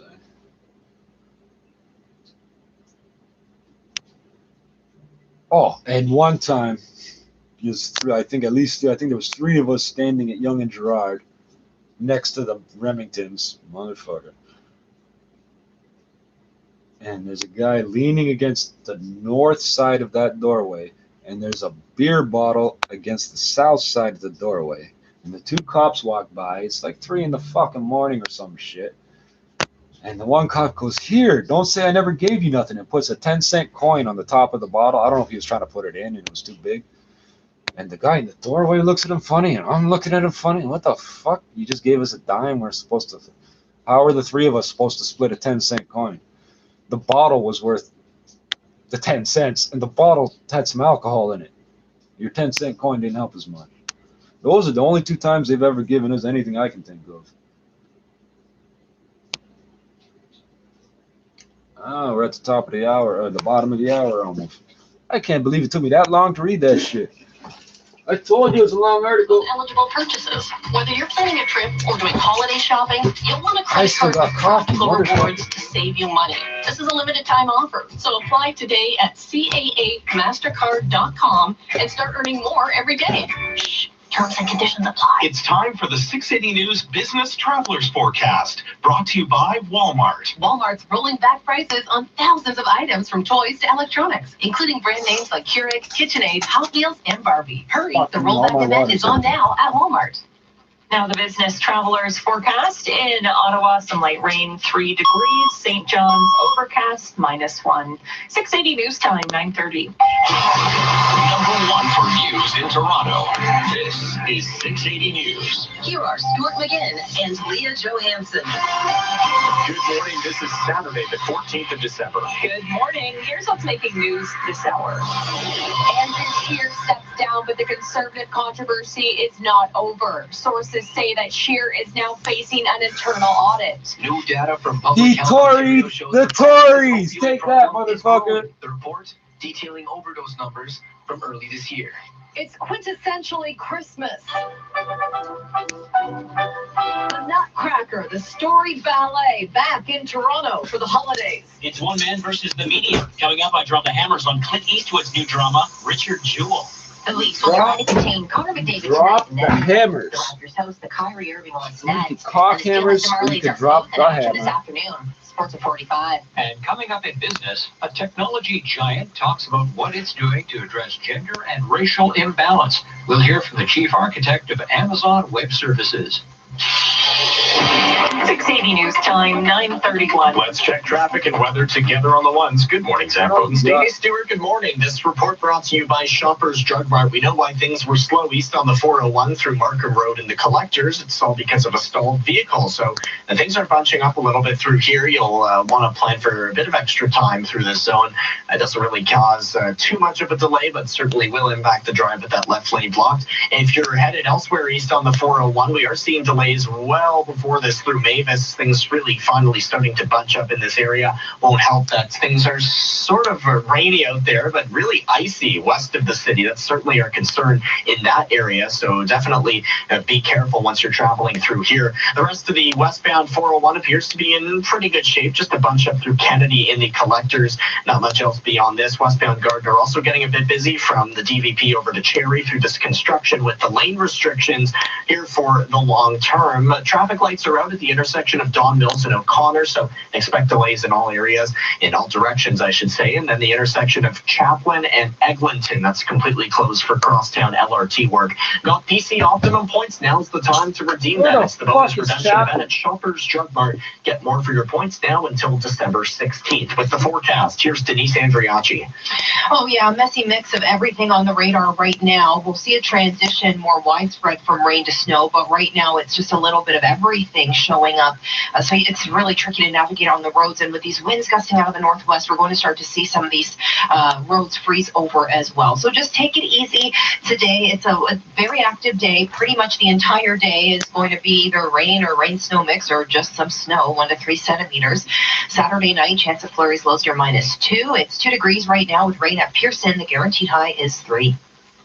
680 News Time, 9:33. In the wake of Andrew Scheer's resignation as leader of the federal Conservatives, that party, of course, now facing many questions, but apparently so is Scheer himself. There are reports he's now facing an internal audit over his use of party funds. 680's Jordan Reed joins us live with that story. Jordan. Leah, 2 sources told the Star that the Conservative Fund Board and those close to Scheer have very conflicting stories. One source that is said to have direct contact with Scheer and knows what he is thinking says Scheer is furious over the accusations and that the payout used to cover private schools for his 5 children in Ottawa was in fact included in financial materials that were sent to the board for approval. Now, on the other side, a source from the Conservative Fund says this is not true, that the tuition expense was deliberately withheld from the board and its members. Now, Scheer resigned after a 7-minute speech to the House of Commons that had applause and standing ovation from his Conservative caucus. You can't fucking say Bathurst. Good, Jim. 100% to the efforts. And after some conversations with my kids, my loved ones, I felt it was time to put my family first. The future for the Conservative Party definitely not clear. The issue has called for public infighting, and a possible legal proceeding could soon follow. Reporting live, I'm Jordan Reed. 680 News Time, 9:34. The TTC wants to increase fares by 10 cents next year. That's what's proposed in its 2020 operating budget. And a report released yesterday, the Transit Commission said the increase would come into effect on March 1st. The increase would see the cost of adult Presto card fares jump to $3.20. For those who use monthly adult Presto passes, they'll be hit by a $5 increase. We took to the street sharing the news to some Torontonians, and they weren't so happy about it. Adds up if you're using the TC every single day for the entire year. We've had a lot of increases, and I think a lot of people are frustrated with the service, not getting any better. The city and the province need to find ways to fund our system. The province has actually cut increases to funding that were supposed to be rolled out, and that's unacceptable. Adult cash fares would be exempted from the increase. The commission saying it hopes this change would raise about $31.4 million. 680 News Time, 9:35. It's a dramatic increase that caught officials by surprise. The province's health agency is out with a report regarding the struggle with the opioid addiction across Ontario. 680's Joey Keeney has the details. 435 people overdosed on opioids in the first 3 months of the year, according to new data from the government. Public Health Ontario posted new numbers showing a 40% increase in overdose deaths from the same time last year. The tragedy, unfortunately, continues. That comment coming from Ontario's chief coroner, his sentiment echoed by the chief medical officer of health, who warned of an increase in carfentanil and street drugs. The province passed legislation on Wednesday allowing them to join a class action lawsuit led by British Columbia. The suit alleges pharmaceutical companies that made the drug falsely advertised that opioids weren't as addictive as other painkillers. The They're going to be NDP charging the government more, just like saying, quote, what happened with the "They have to tobacco declare companies." a public health emergency and start listening to harm reduction workers on the ground." I'm Joey Keeney. 680 News Time, 9:36. Small business owners are calling on the province to change the system used to assess the value of commercial property. Tina Yazdani of City News explains how the highest and best use practice works. Frederick Guestweiler has seen his property taxes climb from $31,000 in 2006 to $204,000 this year. He predicts he'll be paying $310,000 by 2024. It's getting the heart of Toronto. The province assesses a property based on its highest market value and potential for redevelopment, not its current use. In Le Select's case, that means the value is influenced as properties around you it are couldn't sold actually and get all those rezoned to buildings condos. approved. Le Select is spearheading the movement against the provincial assessment, posting this video online with a petition that has garnered more than 22,000 signatures calling on the province for relief. The Minister of Finance's office tells City News that it has instructed NPAC to assess businesses based on their permitted land use, not on speculative one. For City News, I'm Tina Yazdani. A messy mix of weather for the GTA this afternoon. Rain is in the forecast all throughout the morning, and then when temperatures fall this afternoon, that's expected to change to snow. Our weather specialist Denise Andriacci tells us those north of the city definitely need to watch out for freezing rain as well. It looks to stay outside the GTA if we see any freezing rain, but areas like Newmarket, just that northern edge, could certainly see some freezing precipitation as well today, and the winds are going to be quite gusty also. Denise says those flurries and strong winds will also last into tomorrow morning, a wind chill of -9 in the forecast. Well, it's a huge holiday tradition. The National Ballet of Canada performing the Nutcracker at the Four Seasons Centre, and our Jamie Pulford got a behind-the-scenes look. It's a ballet based on a fairy tale dating back more than 2 centuries. The National Ballet of Canada describes the Nutcracker as an unforgettable tribute to the imagination, and that's just what it is. A party on Christmas Eve at a country estate, a Nutcracker doll that comes to life, a Mouse King, a Snow Queen, and a Sugar Plum Fairy. And it's always a white Christmas. The snow in Nutcracker falls in the last 10 or 12 minutes of the first act. The snow that we use is small squares of paper. 10 pounds of paper snow is used, and just like the real thing, it gets very slippery. So imagine dancing on the tip of your toes, trying not to fall, all in the spotlight. I'm Jamie Pulford. Coming up next, we'll check the price at the pumps. 680 News Time, 9:39. Whether you're at home or at the office, sometimes the holidays aren't always a holiday. This year, let the Pickle Barrel lighten the load. With our fully catered holiday parties for the office or home, Pickle Barrel Catering takes care of every detail. Featuring our all-inclusive corporate lunch and the holiday home dinner menu, we've got you covered from the boardroom table to the dining room table. You cater to life's demands.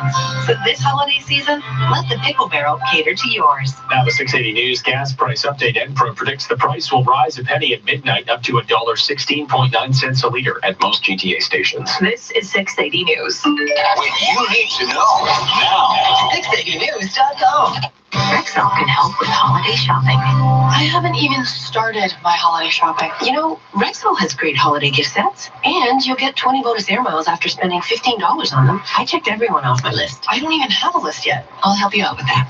Here, this is just your name on a piece of paper. Gotta start somewhere. Get 20 bonus air miles for spending $15 or more on select holiday gift sets, including cosmetics, bath, skincare, and more. Offer ends December 19th.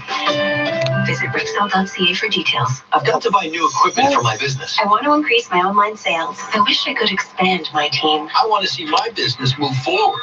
Things can move fast when you're in business. And at BDC, we understand entrepreneurs. With our 100% online small business loan, you could quickly make your project a reality. Go to bdc.ca/online loan. Apply in minutes and get up to $100,000 within 48 hours of approval. Apply now at bdc.ca/online loan. 680 News Time, 9:41. Let's check traffic and weather together on the ones. Those roads first with Zach Bodenstein. This report brought to you by ADT Security Services Canada. Those roads, Stuart, really starting to get slick out there, especially north of the city.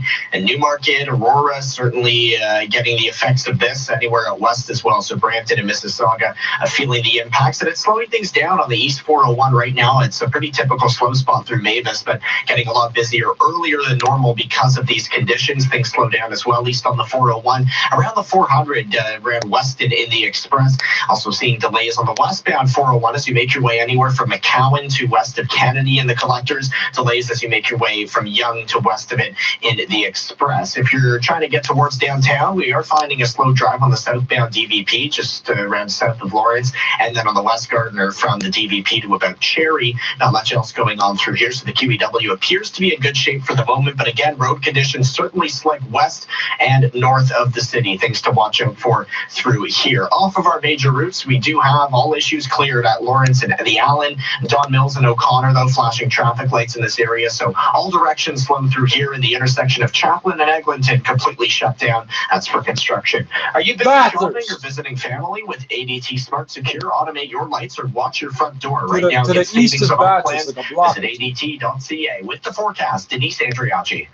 Oh, active weather today, cold temperatures. They're a little mild right now, but they're going to decline through the afternoon, and we can think a gusty northwest wind for that. So wind chills are moving back into the forecast through the day today, and although we're seeing a bit of everything on the radar, a little later as temps cool, we'll start to see more of a steady transition from the rain to the steady snow and light flurries. A lot of wet flurries and wet snow for portions of the GTA, especially through the downtown core today, again, as temperatures cool, because right now it's mostly rain for the GTA. Overnight -2, chance of flurries early Sunday near 0, but by Sunday night we're down to -7 with some cloudy skies. I'm watching for some snowfall on Monday. Right now it's 2 degrees out Pearson. The guaranteed high is 3. 680 News Time, 9:43. A new film exploring the bombing at the 1996 Summer Olympics in Atlanta is receiving some mixed reviews. Our Thor Dykow has more on Richard Jewell. Paul Walter Hauser stars as a security guard who found a bomb during the games in Atlanta and then became the prime suspect. Despite the passing years since the events, Eastwood's new film is a timely story full of riveting performances, highlighted by its lead actor and Kathy Bates. The drama runs into problems when simplifying several aspects and taking artistic liberties with certain characters. While Richard Jewell is cliched at times, it manages to showcase some tremendous acting and weaves a compelling cautionary tale. 3 out of 5 hammers. I'm Thor Dykow for Breakfast Television on City TV. This is 680 News. We're 2 men and a truck, and we've got lots of men and lots of trucks. Whether you're planning a move to a new home or to a new office down the hall, big or small, we move them all. We even sell packing and moving supplies. But no matter what you need, we'll do it with a smile. With a 96% referral rating and the professionalism you can trust, the choice is simple. So when you're planning your next move, call 2 men and a truck. 2 men and a truck. The movers who care. Right now at Rogers, you can unwrap more. Like buy one, get one when you activate 2 lines with the Samsung Galaxy S10 and S10e on select 2-year plans. That means more for you and them with our greatest BOGO yet. More perfect holiday photos with Samsung's Pro-Grade multi-camera. And infinite data you can share when you get them both on a Rogers Infinite plan. Get twice the nice with Samsung BOGO during the Wrapped in Red event. On now at Rogers. Fucking sports, eh? This is kind of funny, because I've been fucking, I guess you call it banging on people for this for fucking years, eh? So these idiots will park in the bike lane. When you tell them, park in the right-hand lane of the fucking road you're on, they don't fucking understand that. You tell them not to drive on the sidewalk, not to park on the sidewalk. They look at you like you're retarded, you know? 2 Toronto, this is in my neighborhood, eh? In this neighborhood, doing shit like this will get you shot or shanked. Locking your dog in a car will get your car fucked up. You have no idea. Eh? 2 Toronto mothers speak out against dangerous illegal parking. And it's in not quotes, but apostrophes. Dangerous. Published yesterday at 8:30. Toronto, 2 mothers in the Hyde Park, Roncesvalles area are speaking out about, oh, by the way, you pay all that money to live there, and I'm your fucking neighbor, eh? 2 mothers in the Hyde Park, Roncesvalles area are speaking out about what they say is a growing problem of vehicles illegally parking on sidewalks. And they go all the way as far as they can up to the fucking property line. Like, they cover the whole sidewalk. It cracks the sidewalks. There's all sorts of fucking bad things, eh? I think the one time I seen somebody do it right, there was a driveway cut on each side of the truck. That was as close to right as you can get, because they were loading shit on the truck or some shit. Kirsten Mulfinger said she is frustrated and fed up with delivery and construction workers parking on the sidewalk instead of looking for a spot nearby. I take pictures of cars parked on the sidewalk in front of a fucking strip mall full of fucking parking spaces that are empty. Every day she walks her 6-year-old son to and from school in the area and said it's not uncommon to come across vehicles blocking pedestrians. Quote, I think a lot of times they are lazy and it's unfortunate they don't consider the pedestrians they are putting in danger, Mulfinger said Friday, speaking to CTV News Toronto. The mother has been documenting the problem over the past 6 months and believes more drivers are doing it. She said the problem is even worse when it's dark outside or when there's snow on the ground. She said sometimes it happens when a spot is available just a few meters away. Amy Eakins, a mother of 2 who lives nearby, said she's been encountering the same issue and has also been taking photos as evidence. She uses a stroller to push one child and has to keep an eye on her toddler while walking in the area. Eakins decided to take a photo after she saw a driver appear to make an arrogant shrug. He implied his job was more important than the safety of myself and my 2 kids, she said. The City of Toronto tells CTV News Toronto illegally parking is dangerous and it has increased. Should I be like Richie Toronto? Like, what the fuck? You got to put it on everything? Illegally parking is dangerous and it has increased penalties for stopping and parking violations. Mulfinger hopes by speaking out, drivers will change their behavior. Quote, I think the drivers should be made aware that people behind the truck are not being seen. Imagine they are pushing the stroller into oncoming traffic, she said. CTV News Toronto reached out to Parkdale High Park Councillor Gord Perks and Toronto Police about the issue and is waiting for a response. How many years I've been telling you, you get fucking shot if you don't move that truck, eh? You're waiting for a response from the police.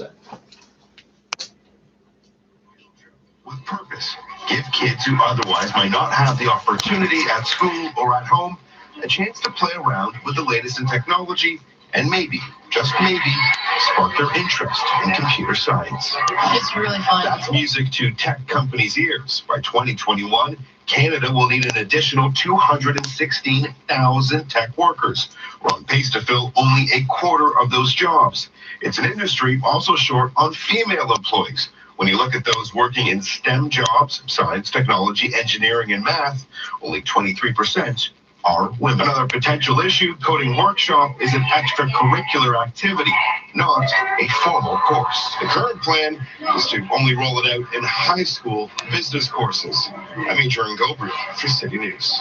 680 News Time, 9:49. The U.S. Food and Drug Administration has approved a second controversial drug to treat a debilitating form of muscular dystrophy. Sarepta Therapeutics Vyondys 53 was rejected by the FDA for safety concerns just 4 months ago. It's for patients with a specific form of Duchenne's muscular dystrophy. It is likely to stoke questions about FDA standards for clearing largely unproven medications. In August, the FDA flagged Vyondys 53 for risks of infection and kidney injury. The company disputed the decision and resubmitted the application and data. Agency critics suggested the FDA may have bowed to outside pressure. Ed Donahue, Washington. Coming up next, a check of traffic and weather together. 680 News Time, 9:50. At Rogers, get business-grade wireless solutions like iPhone XR 64 gig. Now $0 on a 3-year business share plan. Visit Rogers.com/plans-for-biz. You can make more. We wish you a healthy Christmas. We wish you a healthy Christmas. We wish you a healthy Christmas and a smoke-free New Year. Don't let smoking stop you from achieving your New Year's goals. Use Nicoderm and Nicorette combination therapy to help you conquer your cravings. Nicoderm provides 24-hour withdrawal support, while Nicorette provides fast relief of breakthrough cravings. So now, nothing else will mingle with your holiday jingle. Available at Shoppers Drug Mart. To be sure these products are right for you, always read and follow the label. At Rogers, get business-grade wireless solutions like iPhone XR 64 gig, now $0 on a 3-year business share plan. Visit rogers.com/plans-for-biz. You can make more. 680 News Time, 9:51. Time for traffic and weather together on the ones. Here's Zach Bodenstein. This report brought to you by Shell. Well, Stuart, these road conditions certainly not doing us any favors. We are seeing delays as you make your way east on the 401 through Mavis, then again through Kipling and through Weston in the Express. The westbound 401 also filling in, finding those delays through Barker Road and the Collectors, and then McCowan to Kennedy and the Collectors. Things start to fill in through Young, both Express and Collectors as well. The South 404 DVP's busy. Shepherd to south of Lawrence, westbound Gardner filling in as you make your way through this construction. DVP to Cherry, East Gardner pretty much the same, busy from Jarvis over to Cherry because we have those lane restrictions. An update on these road conditions, and they're getting pretty slick. Going south from Keswick to Newmarket, it's snowing, the beat, the band, visibility's a little nasty. Roads are slick, so you need to tell them to slow down and put the low beams on because the daytime running lights do not show your rear lights are on. Thank you. Going south from Keswick to Newmarket. There you have it. Definitely really tough out there once you travel into these areas. Again, in the meantime, just take it easy. That rain coming down as some areas definitely getting icy, as you just heard. And we do have traffic lights malfunctioning at the intersection of Don Mills and O'Connor, so it's slow in all areas. And then this intersection of Chaplin and Eglinton, that's still shut down until sometime this evening. Toronto Police letting us know it'll be between 4 and 6 when it reopens. It's simple to get 50 air miles bonus miles. Just fuel up 4 times with any Shell fuel only until December 27th. Details at shell.ca/air miles with fuel. With the forecast, here's Denise Andriachi. Yeah, it is pretty brutal out there. For the most part here in the GTA, it's widespread rain, but we have seen some wet snow and more steady snowfall again on that outer skirts of the GTA. It's going to be very steady for the entire day. We're not going to see anything let up anytime soon. It really won't be until later this evening. And eventually, as the temperatures fall and the winds continue to gust out of the northwest, we're going to see a big changeover to more of that snow, as opposed to right now where we're seeing a bit of everything. But again, for the most part in the GTA, it's the light rain, winds picking up, and they'll be steadily gusty through even tonight after the system departs, because tomorrow we're going to see a gusty wind out of the west, 30 to 50 kilometers an hour. So some bitter wind chills tomorrow morning when you wake up. Lows near -7 for Sunday night. And then another weather maker Monday, flurries through the day and periods of snow, possibly 5-7 centimeters for Monday night. Right now it's 2 degrees at Pearson. The guaranteed high is 3. And coming up 10 o'clock, we'll have the very latest on Andrew Scheer reportedly having an internal audit launched against him due to Conservative Party spending and sending his kids to private school in Ottawa. The party reportedly paying for it in a controversy there. The details all coming up 680 News Time, 9:54. It's Royal Lighting's once-a-year 12-page holiday flyer sale, loaded with massive savings on thousands of gorgeous styles of chandeliers, floor and table lamps, fixtures, sconces, pendants, and vanity lighting. Royal Lighting guarantees every flyer item in stock, ready to take home. Visit our showroom and shop our 12-page flyer now. Royal Lighting's professional staff will help you choose the perfect lighting style for your beautiful home. Royal Lighting, 1549 Avenue Road, north of Lawrence. Another busy weekend in the city. What you need to know all weekend long. This is 680 News. Starbucks is in the spotlight again for the alleged mistreatment of police officers. The Riverside County Sheriff's Department claims 2 of its deputies in uniform were refused service at a Starbucks on Thursday night. The sheriff tweeting out, quote, "The anti-police culture repeatedly displayed by Starbucks employees must end," end quote. 2 weeks ago, a Starbucks worker in Oklahoma was fired after the word pig was printed on a police officer's cup. Starbucks is apologizing for the Riverside incident and is launching an investigation It says the deputies were not refused service. They were ignored for about 5 minutes, but there is no excuse for it. Alex Stone, EBC News. Your business report next, 680 News Time, 9:55. The hottest show from Miami Beach is coming to Falls View Casino. Conga, live February 4th to 10th at Niagara Falls View Casino. With a huge So what happens once and they call it repeated? They do it to black people all the time, and that's not a problem. Through some of the greatest dance hits of all time. Visit FallsViewCasinoResort.com for tickets. Conga, live February 4th to 10th at Niagara Falls View Casino. Your holiday feast is on now at Mandarin. We've added traditional favorites to our all-you-can-eat buffet for a limited time while supplies last. Choose from featured dishes like roast turkey with all the fixings, spicy firecracker shrimp, pesto chicken pasta, ribeye steak, and a tasty array of holiday desserts. And if you're celebrating at home or in the office, try Mandarin party menus for takeout and delivery. So ring in your reservation today and may all your meals be merry. 680 News Time, 9:56. Now the business report. I'm Richard Denman. Tech sector imbalance was on full view this month at the world's biggest cloud computing conference. Amazon Web Services reInvent in Las Vegas had 60,000 attendees, but few were people of color and women were a rare sight. The divide is acknowledged by one of AWS's big thinkers, Chief Architect Glenn Gore. He was wearing a t-shirt that says Inclusion Engineer. Part of our We Power Tech initiative at Amazon, the IT industry, there is a very big discrepancy between things such as, for example, male to female ratio, particularly when it comes to tech roles. If you look at underrepresented minorities, again, the numbers aren't where we want to be. And so we have a number of initiatives across Amazon and within AWS to drive inclusion and diversity. One of them is aimed at helping tech workers return after leaving the sector. Program for veterans, and for example, that helps people that may have exited the IT industry. Their skills aren't current anymore, but they're trying to get back in. And this is a very common problem, for example, women who have had families. They've come out of the industry for months to years, depending on the case. They left an engineer, but they can't come back in as an engineer. Gore also says AWS is working with a nonprofit to give grants to members of underrepresented groups and help them make tech connections. They've got a community group here. They've had special access to different leaders from across AWS. They have access fast track preferential seating in certain events. This is the first year we've actually done that, and this is a way that we're just trying to build these networks, because one of the things we've discovered is that it's actually about the networking across each other. When you're just one person by yourself, it's very hard to make connections. You get 10 people with a connection, and they all know one other person, it doubles. And so it's that kind of logarithmic growth that we can do, exponential growth that we can see. So, it's still early days. There's a lot more to do in this space. Glenn Gore, Worldwide Director of Solutions Architecture for Amazon Web Services. In the Business Center, I'm Richard Denman. The winter sales event is on now at Mercedes-Benz Toronto retail stores. Take advantage of incredible delivery credits and 3 monthly payments on us on select 2020 models. Lease a well-equipped C300 4MATIC sedan from $628 per month for 45 months at 3.49% with 0 down and 3 payments waived.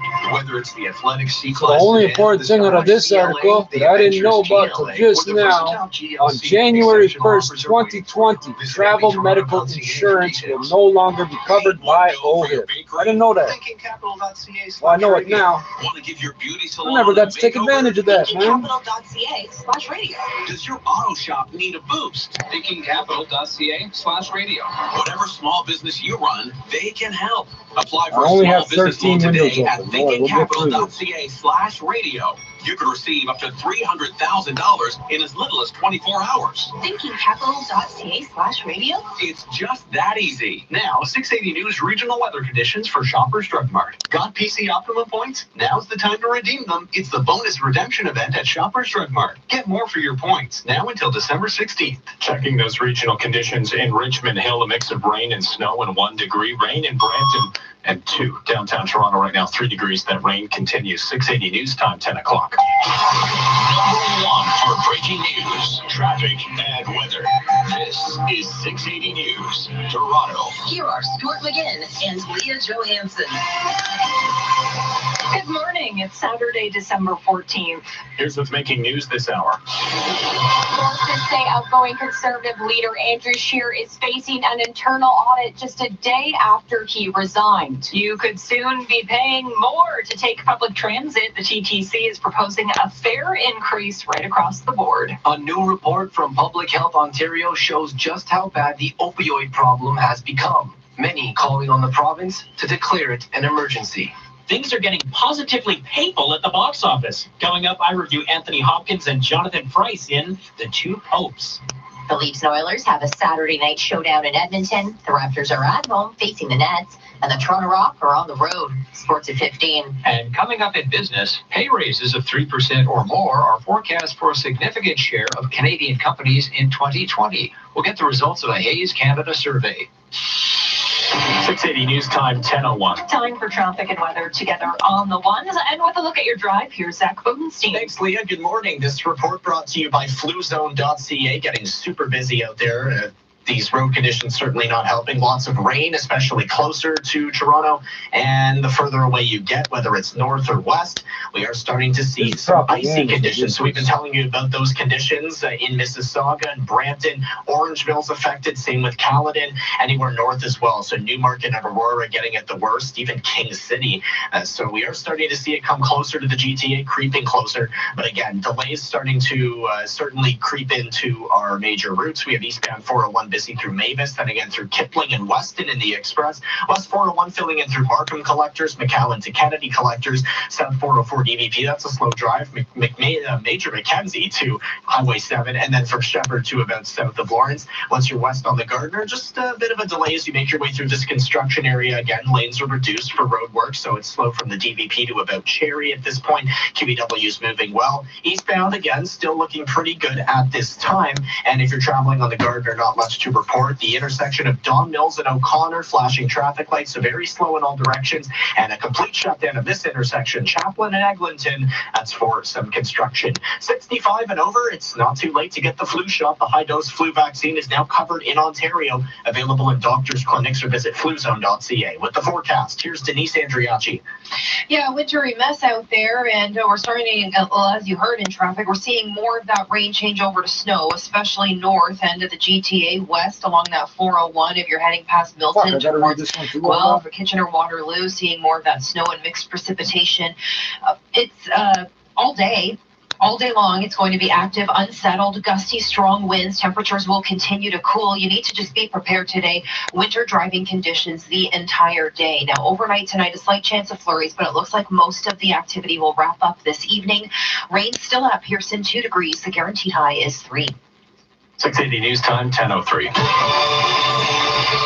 In wake of Andrew Scheer's resignation as the leader of the federal Conservatives, the party now faces many questions. Apparently, so does Scheer himself. There's reports he's now facing an internal audit over his use of party funds. 680's Jordan Reed joins us live with the story. Jordan. Stuart, last night, 2 sources told the Star that the Conservative Fund Board has questions when it comes to the party's expenses. One source said that they have direct contact with Scheer and know exactly what he's thinking. The source says the tuition used to cover the cost for his 5 children's private school was, in fact, included in the financial materials that was sent to the board for approval. Another source from the members of the Conservative Fund says that the tuition expense was held deliberately, and the indictment will show this. When Scheer resigned in the House of Commons, his wife Jill was tearful in the audience. The Conservative caucus gave him a standing ovation. Whoever the hundreds of thousands of Conservatives across the country choose to lead our party into the next election, that person will have my 100% support. The 2 sources have conflicting information when it comes to exactly what happened with Scheer, but the Conservative controversy is not close to being over. Reporting live, I'm Jordan Reed. 680 News Time, 10:04. The TTC wants to increase fares by 10 cents next year. That's proposed in the 2020 operating budget. In the report released yesterday, the Transit Commission says the increase would come into effect on March 1st. And the increase would see the cost of adult Presto card fares jump to $3.20. For those who use monthly adult Presto passes, they'd be hit with a $5 increase.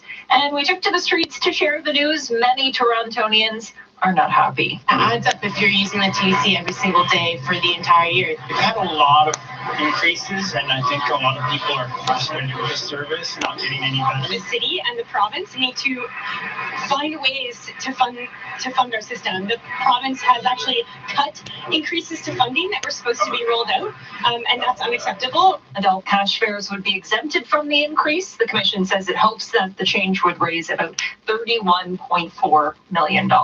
You're listening to 680 News at 10:06. It's a dramatic increase that caught officials by surprise. The province's health agencies out with a report regarding Ontario's struggle with the opioid addiction. Here's 680's Joey Keeney. 435 people overdosed on opioids in the first 3 months of the year, according to new data from the government. Public Health Ontario posted new numbers showing a 40% increase in overdose deaths from the same time last year. The tragedy, unfortunately, continues. That comment coming from Ontario's chief coroner, his sentiment echoed by the chief medical officer of health, who warned of an increase in carfentanil and street drugs. The province passed legislation on Wednesday allowing them to join a class action lawsuit led by British Columbia. The suit alleges pharmaceutical companies that made the drug falsely advertised that opioids weren't as addictive as other painkillers. The NDP mental health and addictions critic commented saying, quote, they have to declare a public health emergency and start listening to harm reduction workers on the ground. I'm Joey Keeney. The harm reduction workers are all News junkies. time, Fuck them. 10:07. Small business owners are calling on the province to change the system used to address the value of commercial property. Tina Yazdani of City News explains how the highest and best use practice works. Frederick Gesweiler has seen his property taxes climb from $31,000 in 2006 to $204,000 this year. He predicts he'll be paying $310,000 by 2024. It's killing the heart of Toronto. The province assesses a property based on its highest market value and potential for redevelopment, not its current use. In Le Select's case, that means the value is influenced as properties around it are sold and rezoned to condos. Le Select is spearheading the movement against the provincial assessment, posting this video online with a petition that has garnered more than 22,000 signatures calling on the province for relief. The Minister of Finance's office tells City News that it has instructed MPAC to assess businesses based on their permitted land use, not on speculative one. For City News, I'm Tina Yazdani. 680 News Time, 10:08. A messy mix of weather for the GTA all through today. We've got rain falling and has been throughout this morning, and then temperatures are going to fall this afternoon, and the rain's going to change to snow. Our weather specialist, Denise Andriaggi, says those north of the city do need to watch out for freezing rain as well. It looks to stay outside the GTA if we see any freezing rain, but areas like Newmarket, just that northern edge, could certainly see some freezing precipitation as well today, and the winds are going to be quite gusty also. Denise says those flurries and strong winds will last into tomorrow morning, where we'll get a wind chill of -9. 680 News Time, 10:08. It's a huge holiday tradition. The National Ballet of Canada performing the Nutcracker at the Four Seasons Centre. And 680's Jamie Balfour has a behind-the-scenes look. It's a ballet based on a fairy tale dating back more than 2 centuries. The National Ballet of Canada describes the Nutcracker as an unforgettable tribute to the imagination, and that's just what it is. A party on Christmas Eve at a country estate, a Nutcracker doll that comes to life, a Mouse King, a Snow Queen, and a Sugar Plum Fairy. And it's always a white Christmas. The snow in Nutcracker falls in the last 10 or 12 minutes of the first act. The snow that we use is small squares of paper. 10 pounds of paper snow is used, and just like the real thing, it gets very slippery. So imagine dancing on the tip of your toes, trying not to fall, all in the spotlight. I'm Jamie Pulfer. Still ahead, we'll take a look at the price of the pumps coming up in 30 seconds. 680 News Time, 10:09. I think y'all a bunch of pussy boys complaining about 23-hour lockdowns. I do, because I get 24. So this was yesterday, 8 p.m. Toronto jail inmate. That's not the Toronto jail, stupid. The Toronto jail got knocked down like fucking 10 years ago. Oh my God. Toronto jail inmates, quote unquote, protested to get showers during lengthy lockdowns. A jail that's half full. There's 800 people. There's 100 and change fucking guards, and they got to put it on lockdown. Lockdowns caused by jailhouse staff shortages are, quote, a vicious cycle that has to be broken, end quote, says a defense lawyer representing a cocaine dealer whose lengthy lockdowns recently triggered a shorter sentence by a frustrated judge. Farah Bacchus, who represents Andrew Barnes, said Justice John McMahon has, quote, persistently spoken out about the appalling conditions at the Toronto South Detention Centre, not the Toronto jail. Barnes spent 455 days in pretrial custody, and 300 of those days had either full or partial lockdowns. 285 days were attributed to staff shortages. Lockdowns deprive inmates of fresh air, exercise time, visits with family or counsel, showers, and lights remain on for 24 hours in the cells. How does it deprive you of fresh air? The vents for the air are in the fucking cells, eh? And it's HEPA filtered. It's LEED Silver certified. No shit. Quote, absolutely unacceptable, shocking, and deplorable, Justice McMahon of the staff shortage said of the staff shortage lockdowns that prompted him to slash 5 months off the dealer's 4.5-year sentence, in addition to the 28 months deducted for credit for pretrial custody. 28 months. Hold on a second. 455 days. He was in 15 months. He got 28 months. Wow. He was in 15 months and he got 28 months deducted. That's pretty good for pretrial custody. This center has a notorious record of lockdowns due to staff shortage since 2014, he said. This guy's a coke dealer? Jesus. You're buying coke off this guy. You're fucked up. An affidavit filed in court, Barnes, 30, said he and other inmates refused to return their food trays to the guard so inmates could get a shower. How the fuck does that work? That only gets you that only stops them from giving you food, stupid. This is our form of protest so that we can get a shower, wrote Barnes. The maximum time without a shower has been either 2 or 3 days. They didn't let me have no shower in 6 fucking days. This is just beyond ridiculous. They shouldn't have to be doing that just to get basic human needs, a shower and fresh air. I don't know what this fresh air talk is. There's no outdoor portion of the jail as far as I know. Said Bacchus.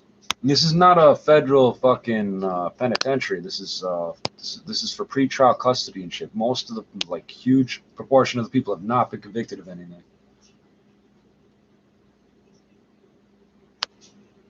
The lockdowns also mean criminal defense lawyers cannot consult with clients in jail, so they must clog up court time and interview their clients in the cells at courthouses, said McMahon. It's a massive waste of court time and court resources, said Bacchus. Barnes, who has only 2 years and 2 months remaining to serve after pleading guilty to trafficking cocaine, possession of a loaded Colt revolver, and possession of a restricted weapon in 2017. The Colt revolver wasn't the restricted weapon? Quote, the new giant factory that is the Toronto South, while gaining an increasingly well-deserved reputation as a white elephant, is turning into a giant black hole for those who disappeared there while presumed innocent of any crime, said John Struthers, president of the Criminal Lawyers Association. Quote, lockdown restrictions are unfairly punitive and harmful. It delays and obstructs the justice system, but most importantly is cruel, he said. We have a responsibility to our fellow human beings to be better than this.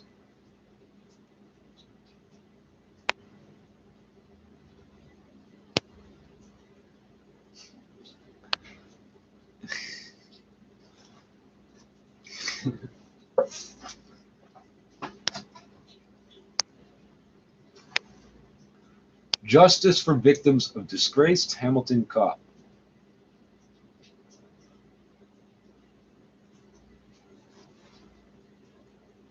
I'm not sure what kind of guns those are, but those are not. I don't think that's Hamilton police. Craig Ruthowski was a disgrace as a cop, and there are few things crawling this planet worse than a dirty cop. A bully and a thief packing a .9 millimeter. I don't think you know what you're talking about, bro. With a badge being the only thing differentiating him from a low-rent gangbanger. Low rent. What does that even mean?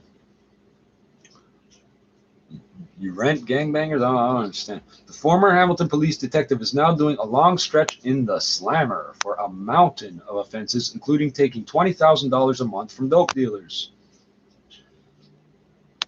He is as filthy as they come. Pamela Markland was one of the victims of Ruthowski's vile handiwork. The slimy cop fingered her family home as a drug den. It wasn't true. Fingered. No, he figured it. He figured it was a drug. He fingered it if he pointed it out to the cops.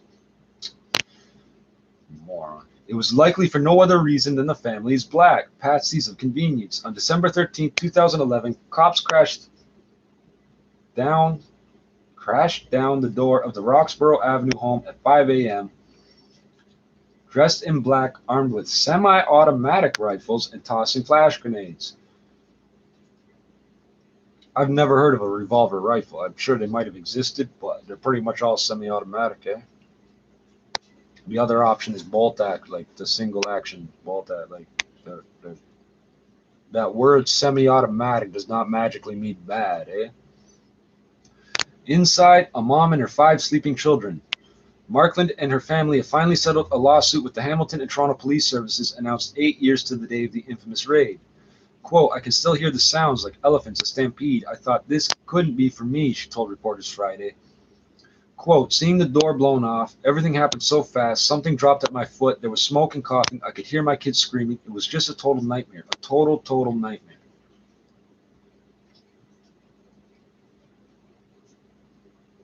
He's a freaking crackhead too, eh?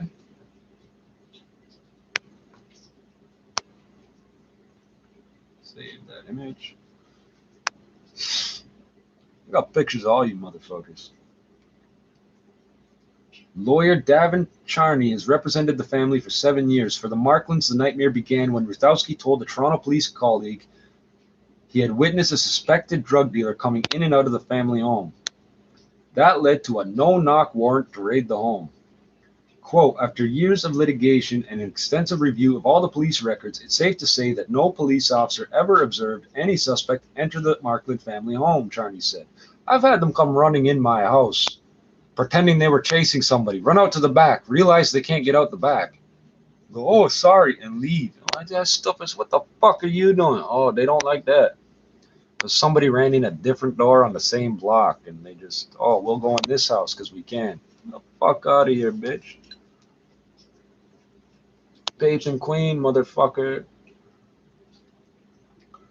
Quote, information put in front of a court to obtain a search warrant for the Markland family home was a lie. The source of the lie was now disgraced and jailed Hamilton police officer Craig Ruthowski.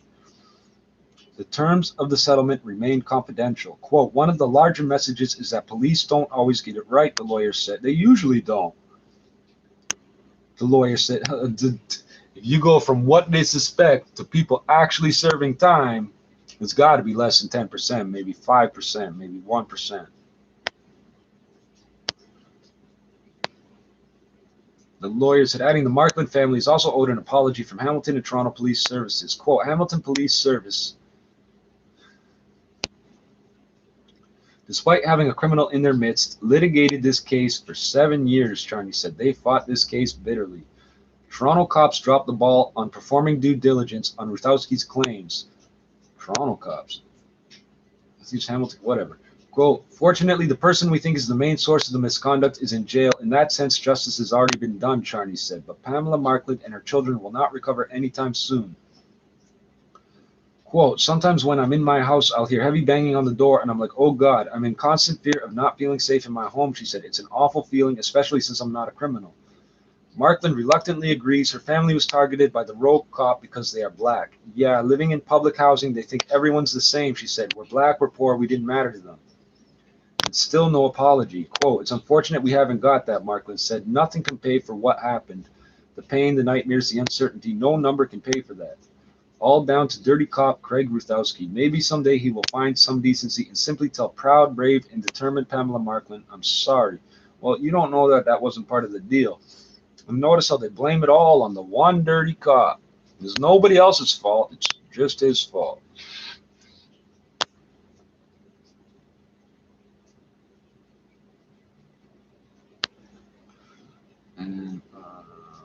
this go? This I think is kind of funny. History of, yeah, I think it's funny. You're dead. Blam, blam, bitch. History of violence. Man gunned down on Highway 401 just weeks out of prison.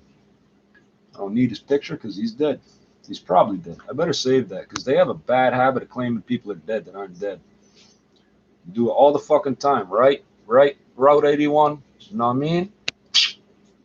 2 months before Terrence Ag2L was statutorily released from prison this fall for a violent crime, he was found with an 8-inch metal shank in his prison cell, according to parole board documents.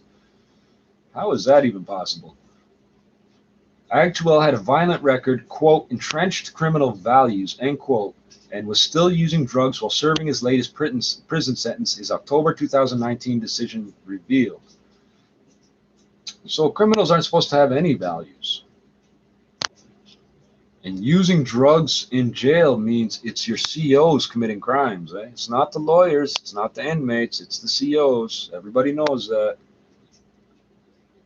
Ag2L, 28, barely had time to enjoy his freedom before he was fatally shot in the head last Saturday by a gunman who sprayed the car in which he was a passenger on Highway 401. Ha, ha, ha, ha, ha. I'll get to why. Toronto Police Homicide Detective Sergeant Brandon Price, hey buddy, go take a walk, told the Sun the shooting began when the vehicle was still on the highway and the victim's car was quote-unquote targeted, although it isn't clear if all 3 men inside were the intended prey. Well, you were rolling with them. You are who you hang out with, stupid. 2 others in the car were also wounded, but the wounded driver managed to pull his Honda Accord off the highway and into a gas station at Finch Avenue West and Jazell Drive. No arrests have been made. So here's the funny part. Ag2L was serving a 6-year, 8-month, and 13-day sentence for pistol whipping and robbing a marijuana drug dealer. What the fuck is marijuana drug? Marijuana drug dealer. I smoke marijuana drugs, eh? In October 2013, his latest parole board documents state,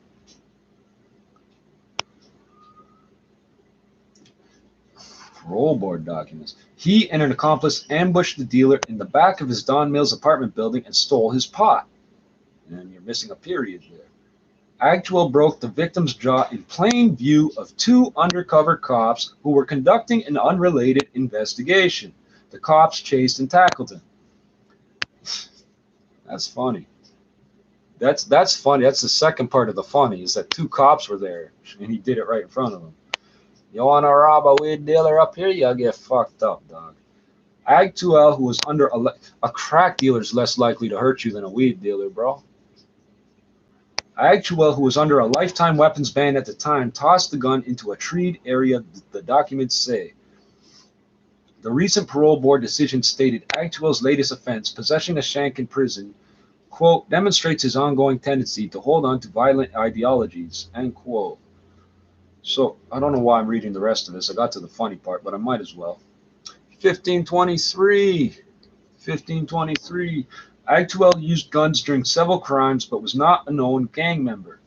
He, quote, gravitates toward criminal associates, end quote, a decision states. He was released on conditions barring him from consuming alcohol or drugs and consorting with criminals. You have struggled to remain crime-free while under community supervision. Within 5 months of completing your last sentence, 3 years for possessing a restricted weapon in 2010, you committed your index offenses, the 2013 robbery, the decision states. Is that the end of it? That's the end of the whole story? Like a kid at Christmas. That's how excited we are at 98.1 CHFI. We can't wait for Christmas. Literally. So we're playing all Christmas music. Yeah, it's every day. Christmas is the best time of year, and we love to bring it to you. Jingle bell, jingle bell, jingle bell rock. Happy holiday. Toronto's Christmas music station is 98. I read them all. I'm not reading nothing else. Still ahead on 680 News, Andrew Scheer reportedly facing an internal audit on use of his party funds. This as the former leader of the Conservatives stepped down this week. We have all the details coming up at 10:30. And again, 680 News Time, 10:25. Up next, Christmas news. Looking for epic adventure? New Zealand is closer than ever, with Air Canada flights to Auckland starting this December, so you can escape our winter to the Kiwi summer and discover breathtaking sights and nature. Book now at aircanada.com or contact your travel agent. Canada Computers is headed back to North York today. Celebrate Why am I the waiting for the opening of business their new report location at Saturday? I'm Center fucking Point Mall. stupid, eh? Door crasher specials, on-site activities, lucky draw prizes valued up to $500, freebies, snacks, and drinks, and all the top names like Asus, Razer, Logitech, Corsair, LG, and more. Go today. Did you just call it Jesus? The Asus? You called it Jesus? For real? You said that, and they passed that off. Canadian company since 1991. CanadaComputers.com. Looking for epic adventure? For a second, I thought it was a new computer company. With Air Canada flights to Auckland Jesus starting making this computers December, now? so you can escape our winter to the Kiwi summer and discover breathtaking sights and nature. Book now at aircanada.com or contact your travel agent. Time for all Christmas news at 25 minutes past each hour, brought to you by the Illusionists, magic of the holidays. Now, good news for last-minute shoppers. Turns out a gift card might actually be what your friends and family are looking for this year. An annual survey from Radican has found that more than 8 in 10 would be happy to receive one for the holidays, and about 70% consider that a thoughtful gift. Christmas news at 25 minutes past every hour on 680 News. 680 News Time, 10:26. Time now for the Weekend Business Report. I'm Richard Denton. 2020 is expected to bring a significant change to some employee salaries. The president of Hayes Canada, Rowan O'Grady, says a survey of more than 3,000 employers and employees indicates pay raises will be 3% for some. A higher proportion of companies saying that they're going to offer a salary increase of 3% or more for 2020, more than we've seen in the previous 6 years in a row. I said really every year for the last 4 or 5 years that we thought that maybe this was the year that companies would start increasing salaries in a significant way, and I was wrong every year, but this year finally it's come through, and it's 34% of companies were planning on offering 3% or more, which I think is great news from a salary and earning point of view. That was probably the most surprising thing.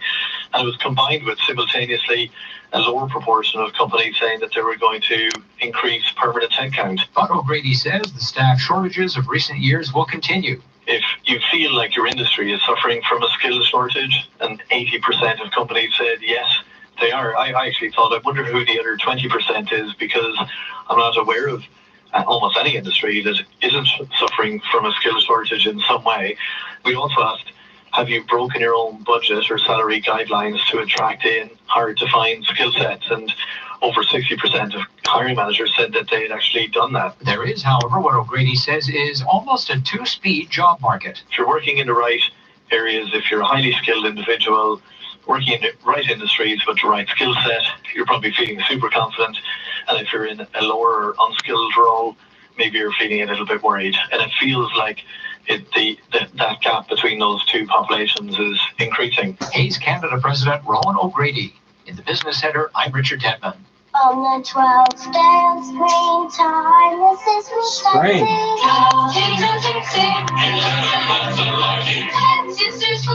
We spend over 250 hours on the road during the holidays. So HP now has How the fuck do you 250 know hours that? of printable activities for the family to get you off the screen. Print the holidays with HP. Visit hp.com/getreal. That's literally your entire holidays, right? It's not even, that's fucking retarded to say that, right? They love getting kids to say stupid things that don't make sense. Just don't fit. Like a car that doesn't suit your lifestyle. That's why Toyota offers the fun-to-drive Corolla with available winter features like heated seats and heated side mirrors. Find the Toyota that's right for you. Lease the 2020 Corolla L for as low as $58 weekly at 2.99% APR for 52 months with $0 down, or finance at 0.49% APR for 36 months. Visit your local Ontario Toyota dealer or shoptoyota.ca. Some conditions apply. It's time for the 680 News Business Travelers Forecast, brought to you by Enercare. Call the HVAC Whisperers at Enercare today and get $40 off a furnace repair call. Enercare. No one understands your heating and cooling system better. Terms and conditions apply. In Vancouver, mostly cloudy, 4 degrees. Dallas, clear, 11. 680 News Time, 10:30. #1 for news in Toronto. This is 680 News. Here are Stuart McGinn and Leah Johansson. Good morning. This is Saturday, the 14th of December. You got maybe 5 minutes to enter this news. Sources say that Andrew Scheer is facing an internal audit over the use of party funds to cover his children's private school tuition. New statistics from Public Health Ontario shed more light on the province's opioid problem. Hundreds of people died from an overdose early this year. Know what you're owed as new rules come into effect. Pharmaceutical companies don't make carfentanil, no idea right? about their rights when it comes to air So travel. what the fuck are they doing suing the pharmaceutical companies for people dying from a drug they don't make? Beer and Mac and Cheese Festival takes over the X. Police will try to contain Connor McDavid tonight in Edmonton. The Raptors are looking for a fresh start against the Nets, and we have a few games on the go in the EPL. Sports at 45. And coming up in business, it's well known outside of the GTA, not so much inside, but that's about to change. We're taking a closer look at Farm Boys' Toronto expansion. 680 News Time, 10:31. Let's check traffic and weather together on the ones here. Zach Bodenstein. This report brought to you by Salvation Army. Right now, the drive not great because of these road conditions, particularly really slowing things down. Get a lot more from sponsoring the traffic reports than from sponsoring the business reports. Especially slow.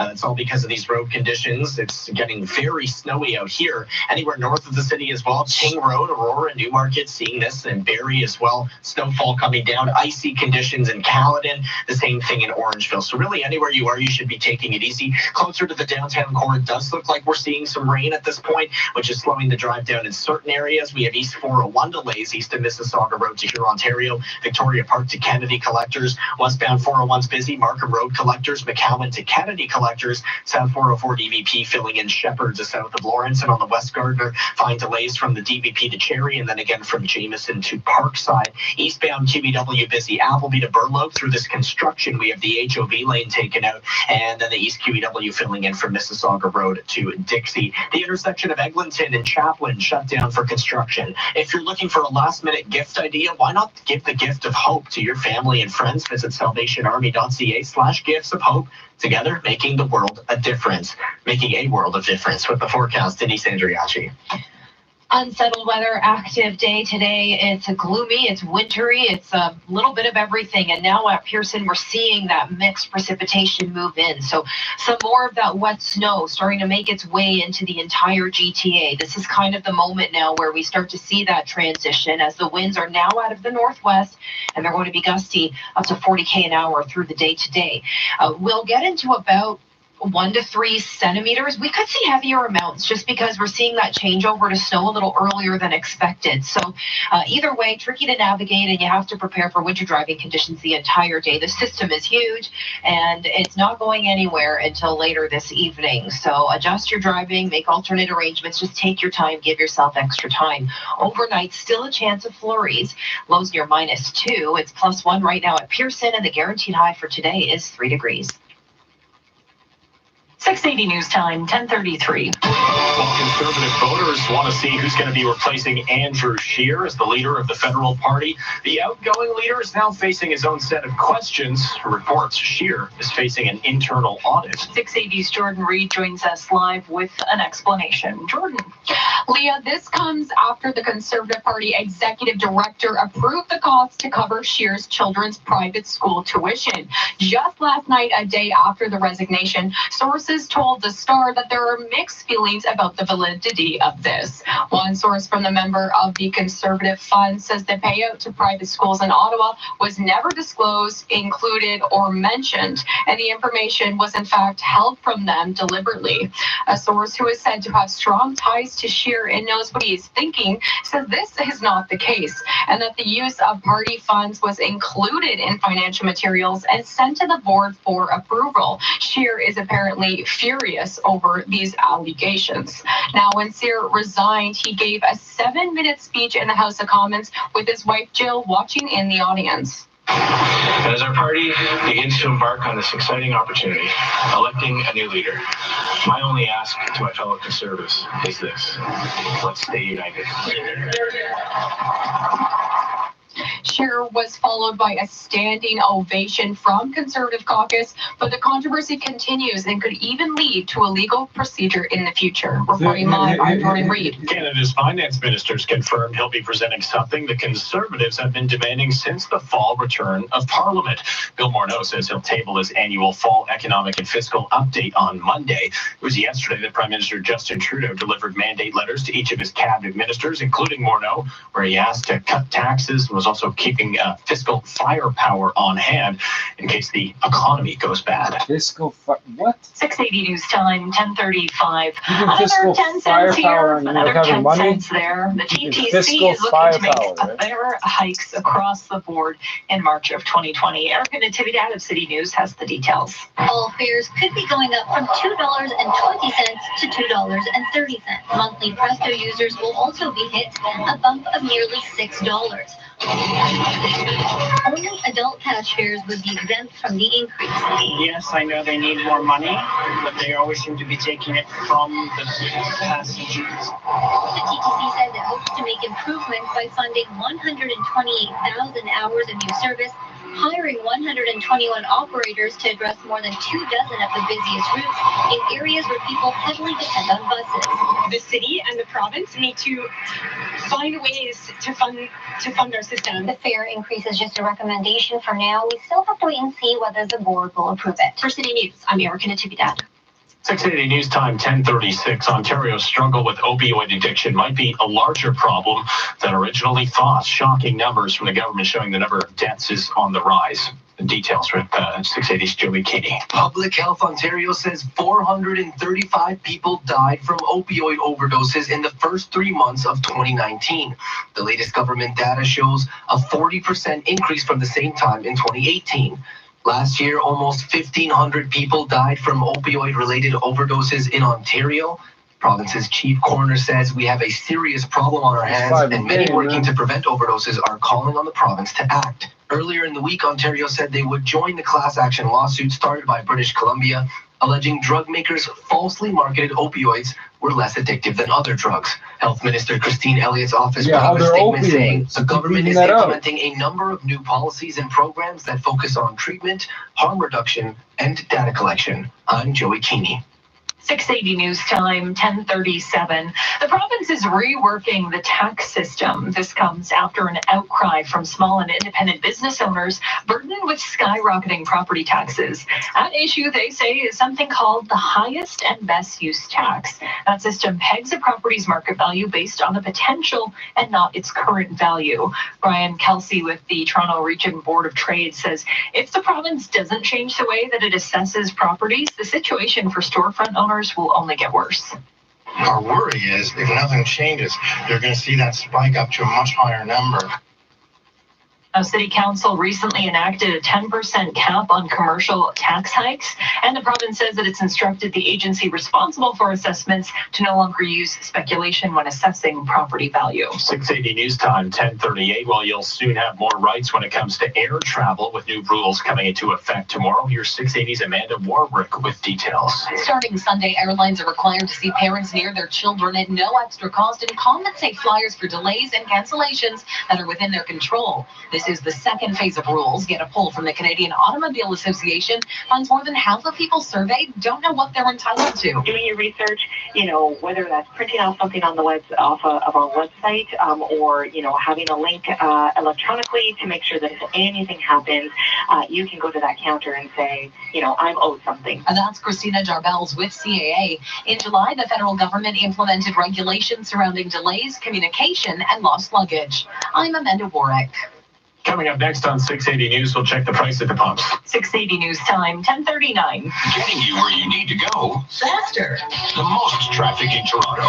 680 News. We wish you a healthy Christmas. We wish you a healthy Christmas. We wish you a healthy Christmas and a smoke-free New Year. Don't let smoking stop you from achieving your New Year's goals. Use Nicoderm and Nicorette combination therapy to help you conquer your cravings. Nicoderm provides 24-hour withdrawal support, while Nicorette provides fast relief of breakthrough cravings. So now, nothing else will mingle with your What's a holiday breakthrough jingle. craving? Available at Shoppers Drug Mart. To be sure these products are right for you, always read and follow the label. Now the 680 News gas price update. Enpro predicts the price will rise 1 cent at midnight to $1.16.9 a liter at most GTA stations. We'll check traffic and weather together next. 680 News Time, 1040. At Rogers, get business-grade wireless solutions like iPhone XR 64 gig. Now $0 on a 3-year business share plan. Visit Rogers.com/plans for biz. You can make Hey y'all, I'm David Duke, co-owner of Bruce Chris Steakhouse in the GTA. I literally grew up in the steakhouse business. Started washing dishes and have done every job in the restaurant. I learned from the very best, Miss Ruth Patel, the founder of Bruce Chris Steakhouse. I called her Aunt Ruth, and I promise you, my friend, that our steak broiled at 1800 degrees and served sizzling is the best steak that you'll ever have. And don't forget, as Lana says, come hungry, darling. At Rogers, get business-grade wireless solutions like iPhone XR 64 gig. Now $0 on a 3-year business share plan. Visit Rogers.com/plans for biz. You can make 680 News Time, 1041. It's time for traffic and weather together on the ones with Zach Bodenstein. This report brought to you by Seneca Resorts and Casinos. Again, road conditions not great. We've gotten a number of calls about both conditions and drivers not driving with their lights on. Of course, you need to make sure your lights are on. It's very gloomy out there, tough to see other drivers with the reduced visibility. So certainly make sure that your full lighting system's on. In the meantime, Traffic Spotter letting me know about a crash south 400 approaching Highway 89. We're not sure which lanes are blocked, but there is a collision through here. So just watch out for that. You can take an alternate and everything is looking good in the surrounding area in terms of delays. But keep in mind, really, anywhere you go, you're a bit slower than normal because of the road conditions. Southbound 404 filling in Shepherd to south of Lawrence. We have West Gardner busy from Jameson over to Parkside. East QEW also slow from Appleby to Burloak. That's where we have construction, which is shut down the HOV lane. But even though it's just one lane, it's still really filling in. Eastbound QEW busy from Mississauga Road to Dixie. We have westbound 401 delays through Markham Road in the collectors and McCowan to Kennedy in the collectors. Also busy on the East 401 east of Mississauga Road to Huron, Ontario. Dixie to the 400, alternately express collectors, Victoria Park to Kennedy. That's mainly in the collectors. Flashing traffic lights at Don Mills and O'Connor, slowing things down in all directions. Seneca Niagara Resort and Casino features world-class entertainment, AAA 4-diamond luxury, over 2,500 slots and 80 table games with complimentary drinks while playing. With the forecast, here's Denise Andriachi. Some rain snow mixing over at Pearson. We're expecting some flight delays today. I think you can hang out at a casino if you want to over play. at the airport, also at the Hamilton Airport as well, where we are seeing some light snow being reported. So we're starting to see that change over now from the rain to snow, and we could get into about 1 to 3 centimeters, maybe even more, because this changeover is happening a little earlier than expected, and the system is really holding steady on the radar for the next several hours. So just be ready for winter driving the entire day. It really won't be until this evening where things start to let up. Still a bit of rain showers out there as well, but if you're on the roads and you're listening, just be prepared to see a quick changeover and some very slick road conditions, gusty winds, bitter wind chills as we move through the day and night. Tomorrow morning it will feel more like -10. It's currently only +1 over at Pearson. The guaranteed high for the day is 3 degrees. 680 News Time, 1043. If you're looking for something to do in the city this weekend that involves eating and drinking, well, Jeff Verholman has you covered. How good does this sound? Today and tomorrow at the X, the iHeart Beer and Mac and Cheese Festival. Get in my belly! Right? Enjoy a dozen different mac and cheese makers. We're talking anything from traditional mac and cheese to jerk chicken mac and cheese to tater tot mac and cheese. Best I can tell, though, no ketchup or cut-up hot dogs available. And the beer, let's go. 14 breweries plus a Caesar bar. The iHeart Beer and Mac and Cheese Festival for the win. I'm Jeff Verholman. This is 680 News. Wow, I thought I was lost.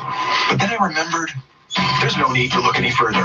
Until December 15th during Sales Holiday Gift Event, you get a $25 gift card with every purchase of $100 on items at a regular price. Every great story begins at sale. It's time to get that $649 feeling with a jackpot of an estimated $9 million. So start thinking of all the ways you'd spend it and all the people you'd spend it on. Because if you win the jackpot or the guaranteed $1 million prize, you'll have plenty of joy to spread around. The next Lotto 649 jackpot is an estimated $9 million, plus the guaranteed $1 million prize. It's a feeling you love to share. Get that 649 feeling. Wow, I thought I was lost. But then I remembered, there's no need to look any further. Until December 15th during Sales Holiday Gift Event, you get a $25 gift card with every purchase of $100 on items at a regular price. Every great story begins at sale. This is All News Radio, 680 News. Now looking at a mix of rain and snow across downtown Toronto right now. It's 3 degrees. Good morning from the 680 News Broadcast Center. I'm Stuart McGinn. And good morning. I'm Leah Johansson. Here are the top stories this hour. Even more questions for the Conservative Party, and now outgoing leader Andrew Scheer reports indicating he's facing an internal audit regarding his use of party funds after word he used that money to pay for keeping his children in private school in Ottawa. And the TTC could cost you 10 cents more by March of 2020. That's what they put in for their budget proposal for next year. The changes, though, still need to be approved by City Council. With a look at your drive, here's Zach Bodenstein. A collision on the southbound 400 approaching 89, blocking the right lane. This is where conditions are extremely slick, really anywhere you go. I'll tell you about the worst places at 10:51. I'm Denise Andriacci in the 680 News Weather Center. Rain, snow, freezing rain. We've got a little bit of everything this weekend. You're guaranteed high 3 degrees. Now 680 Sports from Sportsnet 590 The Fan. Here's Maria Saint-Aubin. Thank you, Stuart. The Leafs are in Edmonton getting set for a Saturday night showdown with the Oilers. Edmonton has had a rough start to December and they've lost 3 in a row. But despite the team's struggles, Connor McDavid has been doing just fine. He has 57 points and his 2 up on line mate Leon Draisaitl for top spot in the league. So the Leafs will have their hands full. Puck drops at 7. You can listen on Sportsnet 590 The Fan. Watch it on Sportsnet and the CBC. Meanwhile, the Devils are in Arizona tonight, facing the Coyotes at 8. And for the second night in a row, they'll be without Taylor Hall, who's sitting as trade talks heat up. NHL insider Elliot Friedman just tweeted out, no surprise, but expectation is no Taylor Hall tonight versus Arizona as the process continues. So we will have to wait and see what happens there. To the hardwood, where the Raptors are getting set to host the Nets. Toronto is coming off of a 20-point loss to the Clippers Wednesday. Tip-off is set for 7:30. And happening now in the EPL, Chelsea and Bournemouth are scoreless, as are Sheffield and Aston Villa. Norwich City and Leicester City are tied at 1s, while Burnley and Newcastle are scoreless, all games late in the first half. Earlier this morning, Liverpool blanked Watford 2-0. Sports at 15:45, past every hour, or anytime on the home of Tim and Sid, now on radio and TV. Sportsnet 590 The Fan. 680 News Time, 10:47. Tim Hortons makes holiday shopping easy, no matter who's on your list. Like friends, coworkers, and even know-it-all cousins. $1 from every purchase of our holiday merchandise supports Tim Hortons Foundation Camps. It's the gift that keeps on giving. Available at participating restaurants for a limited time. Hi, I'm Hector, and I take insulin to treat my type 2 diabetes. I used to think that sweating, feeling weak and irritated were a normal part of my treatment, but it really started to take a toll on my everyday life.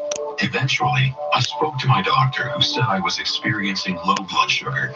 Together, we adjusted my insulin treatment plan to address my concerns. If you are experiencing any of these symptoms while on insulin, take action. Speak to a healthcare professional and learn more at hypoinfo.ca. Tim Hortons makes holiday shopping easy, no matter who's on your list. Like friends, coworkers, and even know-it-all cousins. $1 from every purchase of our holiday merchandise supports Tim Hortons Foundation Camps. It's the gift that keeps on giving. Available to participating restaurants for a limited time. 680 News Time, 10:48. Rift is growing between rapper 50 Cent and one of America's most popular talk show hosts. Rapper 50 Cent taking aim at Oprah after it was announced she would executive produce an upcoming doc about the sexual misconduct allegations against Russell Simmons. 50 wrote on Instagram he doesn't understand why Oprah's going after black men. No Harvey Weinstein, no Jeffrey Epstein, just Michael Jackson and Russell Simmons, calling it all sad. Linda Ronstadt being honored Sunday night at the Kennedy Center Honors. Carrie Underwood showing love. That airs on CBS. Jason Nathanson, ABC News, Hollywood. Now on 680 News, today's parent report for that, we go to Ann Lavery. When you read to your child, it's much more than just a story. It can actually develop vocabulary, conversation skills, and empathy. That's today's parent editor-in-chief, Kim Schiffman. She says push the age limit. Try bigger kid books. Babies under 6 months actually benefit from hearing the kinds of books you would read to slightly older kids. While reading, ask lots of questions. These types of interactions are the beginning of what's called dialogic reading, and that helps them retain vocabulary. Parents, don't forget to point to words and pictures, and don't stop reading too early. So you have a 6-year-old at home? This is when a lot of people stop reading out loud because they think kids can do it on their own. Don't do that. To read, they begin with really simple books. You should be focusing on the more complex ones. With the Today's Parent Report, I'm Ann Lavery. Coming up next, a check of traffic and weather together. 680 News Time, 10:50. Looking for great holiday gifts? Head to Mark's today for an extra 30% off store-wide and on our regular sale and clearance prices. Time is running out to save on sweaters, pajamas, jeans, boots, and more. Visit Mark's today. Door crasher prices as Mark excludes gift cards. Everyone is talking about the hit musical sensation Come From Away. It's a true story. Thousands of people stranded in a small town in Newfoundland on 9/11, and the locals, they opened up their homes. What happened that week? The kindness, the resilience, the joy reminds us all what it is to be human. Come From Away, the perfect gift for the holidays. Get tickets at Mervish.com. Looking for great holiday gifts? Head to Mark's today for an extra 30% off store-wide and on our regular sale and clearance prices. Time is running out to save on sweaters, pajamas, jeans, boots, and more. Visit Mark's today. Door crasher prices as Mark excludes gift cards. 680 News Time, 10:51. It's time for traffic and weather together on the ones. Here's Zach Bodenstein. This report brought to you by Shell. We are looking at a pretty busy drive right now. The road conditions certainly not helping things. We have eastbound QEW delays first off through construction from Appleby to Burloak where the HOV lane's taken out. Eastbound QEW also busy from Mississauga Road to Dixie. Westbound QE Gardner's busy Jameson to Parkside and west of the 427 to Mississauga Road. We have South 410 delays as well through Sandalwood. Northbound DVP's busy through Don Mills, then north of Eglinton to York Mills. We have southbound 404 on DVP also slowing down from Shepherd to south of Lawrence. A crash on the South 400 approaching Highway 89. The right lane's blocked through here. It's really slick in that area. Anywhere north of it as well. And Barrie seeing some significant snow traveling through here. Roads getting icy in this area, so definitely something to watch out for. And that's our only collision on the major routes right now, but things especially slow west on the 401 through Markham Road and the collectors, then from McCowan to Kennedy collectors, Leslie to west of Young, alternately express collectors. East 401's busy east of Mississauga Road to here, Ontario, Dixie to the 400, and from Victoria Park to Kennedy and the collectors. It's simple to get 50 air miles bonus miles. Just fuel up 4 times with any Shell fuel, only until December 27th. Details at shell.ca/fuel, air miles with fuel. With the forecast, here's Denise Andriachi. A widespread active weather today, wintry mix right now happening for most of the GTA, but likely seeing a changeover soon to just some snowfall. That's what's just happened recently over at Pearson. We went from rain to rain snow mixing and now more of a steady light snow there. It's unsettled, it's slick, it's windy and gusty. Black and ice covered by snow. As we move through the day today, expecting some bitter wind chills to finish off this weekend tomorrow. Right now it's 3 degrees downtown Toronto with again, that mixed precipitation, but some areas are seeing just still the rain. But if you haven't gotten into that wet snow yet, it's likely happening in the next 20 minutes or so. 3 degrees is our guaranteed high for today. Right now at Pearson Airport, we're sitting at +1. This extended forecast is brought to you by SMEG Canada. All I want for Christmas is a SMEG. Save 20% on all SMEG 50s retro-style kettles, toasters, blenders, and espresso makers. Visit smegstore.ca. Coming up at 11 o'clock, details on an internal audit reportedly being launched against outgoing Conservative leader Andrew Scheer, surrounding word that party money was being used to keep his kids in private school. 680 News Time, 10:53. You're too depressed to work, and your insurance company ignores your doctor's opinion and denies your long-term disability claim. Sound familiar? My name is Aaron Waxman, and if your disability claim has been denied for any reason, call me at 416-661-4878. And don't worry about upfront legal fees, because there are none. At my law firm, my team of lawyers only get paid when you get paid. And before you call, you should always remember that there are no bad questions. 416-661-4878 or on your cell phone at #LTD.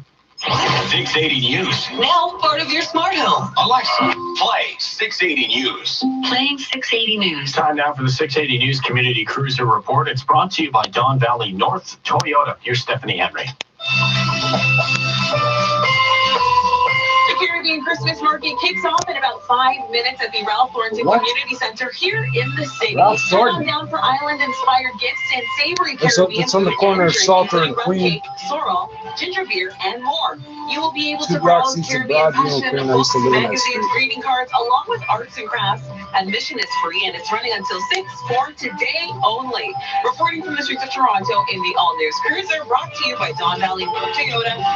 Tell us about it today. I'm supposed to show up now. Go for it. Up next on 680 News, your weekend business report. 680 News time, 10:55. Smart people With smart speakers, always listen to Alexa, play 680 News. Playing 680 News. Calling all CAA members, you can earn 20% more Petro points when you link your Petro Points card to your CAA membership card. Don't forget, you can also exchange your Petro points for CAA dollars, which can be redeemed towards your CAA membership renewal, gifting a membership, booking a vacation with CAA Travel, purchasing movie and attraction tickets, and more. Visit caasco.com/PetroPoints and start earning more today. Every Volvo is thoughtfully made with you and your family in mind. Designed to spoil with unprecedented luxury and Scandinavian craftsmanship. And with legendary safety features that come standard, you can help protect what matters most. The Volvo Family Event is the perfect time to get the vehicles your family deserves. Lease or finance at 2.9% and receive a holiday bonus of up to $4,000 on select models. Visit your GTA Volvo retailer or volvocars.ca. 680 News time, 10:56. Now on 680 News, your weekend business report. I'm Richard Southern. It's a popular grocery store outside of Toronto. Inside the city, though, maybe not a lot of people know about it. They soon will. We're talking about Farm Boy. It's kind of Ontario's answer to Trader Joe's. If you've been to that U.S. food retailer, a lot of ready-to-eat food. This past week, Farm Boy announced an expansion in Toronto. Robert Carter is food expert at Stratton Hunter. Farm Boy can be best described, I would say, as a Whole Foods style grocery store, which focuses on a lot of the fresh, local grown produce, but a price point that's much more attractive than a Whole Foods would be. It still seems kind of pricey to me, though, as you often see with ready-to-eat food, though, Robert. Yes, Farm Boy has a great selection of ready-to-eat meals, along with their fresh, butchers and their fresh produce and whatnot. So the price point is a little bit higher than the traditional grocery stores overall, but consumers seem to be responding, and the growth of Farm Boy has been dramatic over the last number of years. And it's really these niche type grocery store concepts that are driving the growth in today's grocery market. We know it's owned by Empire, the parent company of Sobeys. Any idea why they wouldn't want to, say, open a smaller format Sobeys as opposed to a Farm Boy in these particular areas downtown? Well, Farm Boy is one of those brands that has just really come out strong from the gate, and it's a brand that's capitalizing on a number of key consumer trends. So, for Sobeys to continue to push that Farm Boy brand, which is very underdeveloped, only really in the Eastern Ontario market, there's a lot of runway for this brand. So I think it's a good strategic positioning for Sobeys to continue to focus on Farm Boy and expand that brand. That's Robert Carter, food expert at Stratton Hunter, and at the Business Center, I'm Richard Southern. This is your weather station, 680 News. Looking for epic adventure? New Zealand is closer than ever, with Air Canada flights to Auckland starting this December, so you can escape our winter to the Kiwi summer and discover breathtaking sights and nature. Look now at aircanada.com or contact your travel agent. Be the first to know. Breaking news as soon as it happens. 680 News. Me and this F-150, we are in it for the long haul. Oh yeah? What about costs like insurance, maintenance, fuel? No problem. It just won an award for lowest cost to own in its class, 5th year in a row. Wow, sounds like you really love your truck. Yeah. Get the Ford F-150, the truck with the Vincentric Award for lowest cost to own in its class. Now during the Ford year-end event, get up to $10,500 in rebates on select new 2019 F-150 models. Get the truck that's built for the long haul. Visit your local Ford store or Ford.ca. Looking for epic adventure?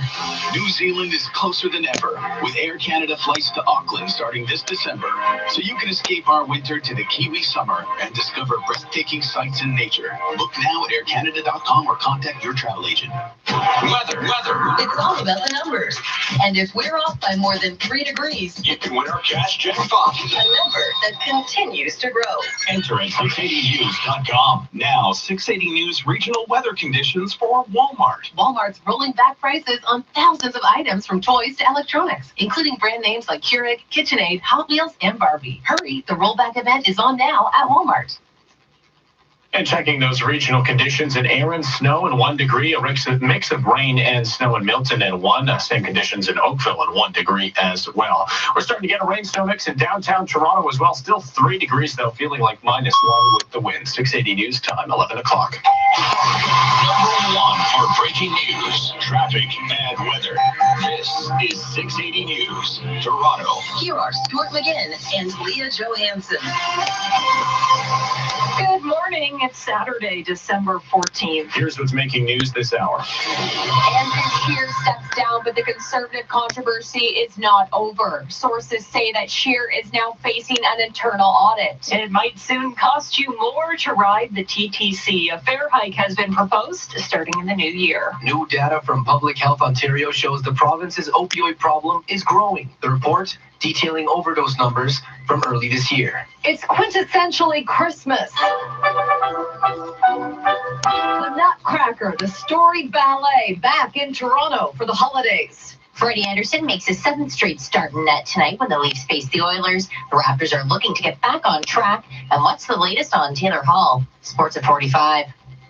And coming up in business, a young Canadian entrepreneur has developed a system to help make life easier for cannabis retailers, and the company is already seeing growth. 680 news time, 11:01. Time for traffic and weather together on the ones, and with a look at a slick drive, here's Zach Bodenstein. Yes, Leah, this report brought to you by Barney's Steakhouse. Things are really tough out there, and we're starting to see issues because of it. South 400 approaching Highway 89, the right lane blocked with a collision. Things really slowing down through here. Our other crashes west on the 407 approaching here, Ontario. 3 left lanes are blocked. It's just 4 lanes that get through here, meaning only a single lane currently getting by, getting very slow through that area. We do have westbound 401 filling in Markham Road collectors, McCowan to Kennedy collectors, Leslie to west of Young, alternately expressing collectors, and it's busy east on the 401 east of Mississauga Road to here, Ontario, Dixie to the 400 express collectors, Victoria Park to Kennedy in the collectors. Looking at the southbound 404 DVP, that's busy Shepherd to south of Lawrence, and the West Gardner filling in from the DVP to Cherry and Jameson to Parkside. West QEW also a slow drive west of the 427 to Mississauga Road. If you're headed eastbound, that's busy Appleby to Burloak through this construction where the HOV lane's taken out. Then it's slow from Mississauga Road to Dixie and Jameson to east of Dufferin. Southbound 410 fills in a bit through Sandalwood, but overall really tough in the Brampton area getting around because of the snow. Traffic lights are out at Don Mills and O'Connor, so slow in all directions. When's the last time you had a Barty's steak? Celebrate over 50 years. Barty's Steakhouse, where the smart money on Bay still does steak. Reserve at Bartys.com. With the forecast, here's Denise Andriachi. To hear the traffic reports there and all the issues on the roads, I mean, the conditions are terrible. I'm not sure why Environment Canada hasn't issued any advisories pertaining to this active and very nasty weather, because it's steady now this entire afternoon. So if you're listening, drive as if we're under some sort of winter weather travel advisory, because it doesn't take a lot to make roads really unsafe and slick. And especially when we're talking about mixed precipitation, the changeover from rain to snow, you think it's okay because it's been raining, and then just a light dusting of snow with those gusty northwest winds makes for some really slick conditions. So take it easy out there. The winds are now out of the northwest, and this is why we're seeing more of that changeover from the rain to pretty much widespread snow and wet snow across much of the GTA. Overnight tonight, still a chance of flurries, lows near -2. It's only +1 right now at Pearson with the snow and that mixed precip downtown Toronto. The guaranteed high, 3 degrees. 680 news time, 11:03. And wake wake of Andrew Scheer's resignation as leader of the federal Conservatives, the party now faces many questions, and apparently so does Scheer himself. There's reports he's now facing an internal audit over his use of party funds. 680's Jordan Reed joins us with the story. Two sources told the Star conflicting messages. One says the audit is necessary and one says it is not. One source claims to have direct contact with Andrew Scheer and that he is furious over the accusations. They claim the payout used to cover tuition for Scheer's 5 children was in fact included in financial materials that were sent to the board for approval. While a separate source from the Conservative Fund says that is not true, that the tuition expense was deliberately withheld from the board and its members. Now Scheer resigned after a 7-minute speech to the House of Commons that had applause and standing ovations from his Conservative caucus. I felt it was time to put my family first. Former Prime Minister Stephen Harper is on the Conservative board and claims he was not informed of the school funding. I'm Jordan Reed. 680 News Time, 11:04. The TTC wants to increase fares by 10 cents next year. That's what's proposed in its 2020 operating budget. The report released yesterday says the Transit Commission would increase the fares as of March 1st, and the increase would see the cost of adult Presto card fares jump to $3.20. Now, for those who use monthly adult Presto passes, they'd be hit with a $5 increase. When we took to the streets to share the news, many Torontonians saying they're not happy. It adds up if you're using the TC every single day for the entire year. We've had a lot of increases, and I think a lot of people are frustrated with the service, not getting any better. The city and the province need to find ways to fund our system. The province has actually cut increases to funding that were supposed to be rolled out, and that's unacceptable. Adult cash fares would be exempt from the increase. The commission says it hopes that the change would rise about $31.4 million. 680 News Time, 11:05. A dramatic increase catching officials by surprise. The province's health agency out with a report regarding Ontario's struggle with the opioid crisis. 680's Joey Keeney has the details. 435 people overdosed on opioids in the first 3 months of the year, according to new data from the government. Public Health Ontario posted new numbers on street drugs. The province passed legislation on Wednesday allowing them to join a class action lawsuit led by British Columbia. The suit alleges pharmaceutical companies that made the drug falsely advertised that opioids weren't as addictive as other painkillers. The explains how the highest and best use practice works. Frederick Gessweiler has 1,000 this year. He predicts he'll be paying $310,000 by 2024. It's killing the heart of Toronto. The province assesses a property based on its highest market value and potential for redevelopment, not its current use. In Le Soleil's case, that means the value is influenced as properties around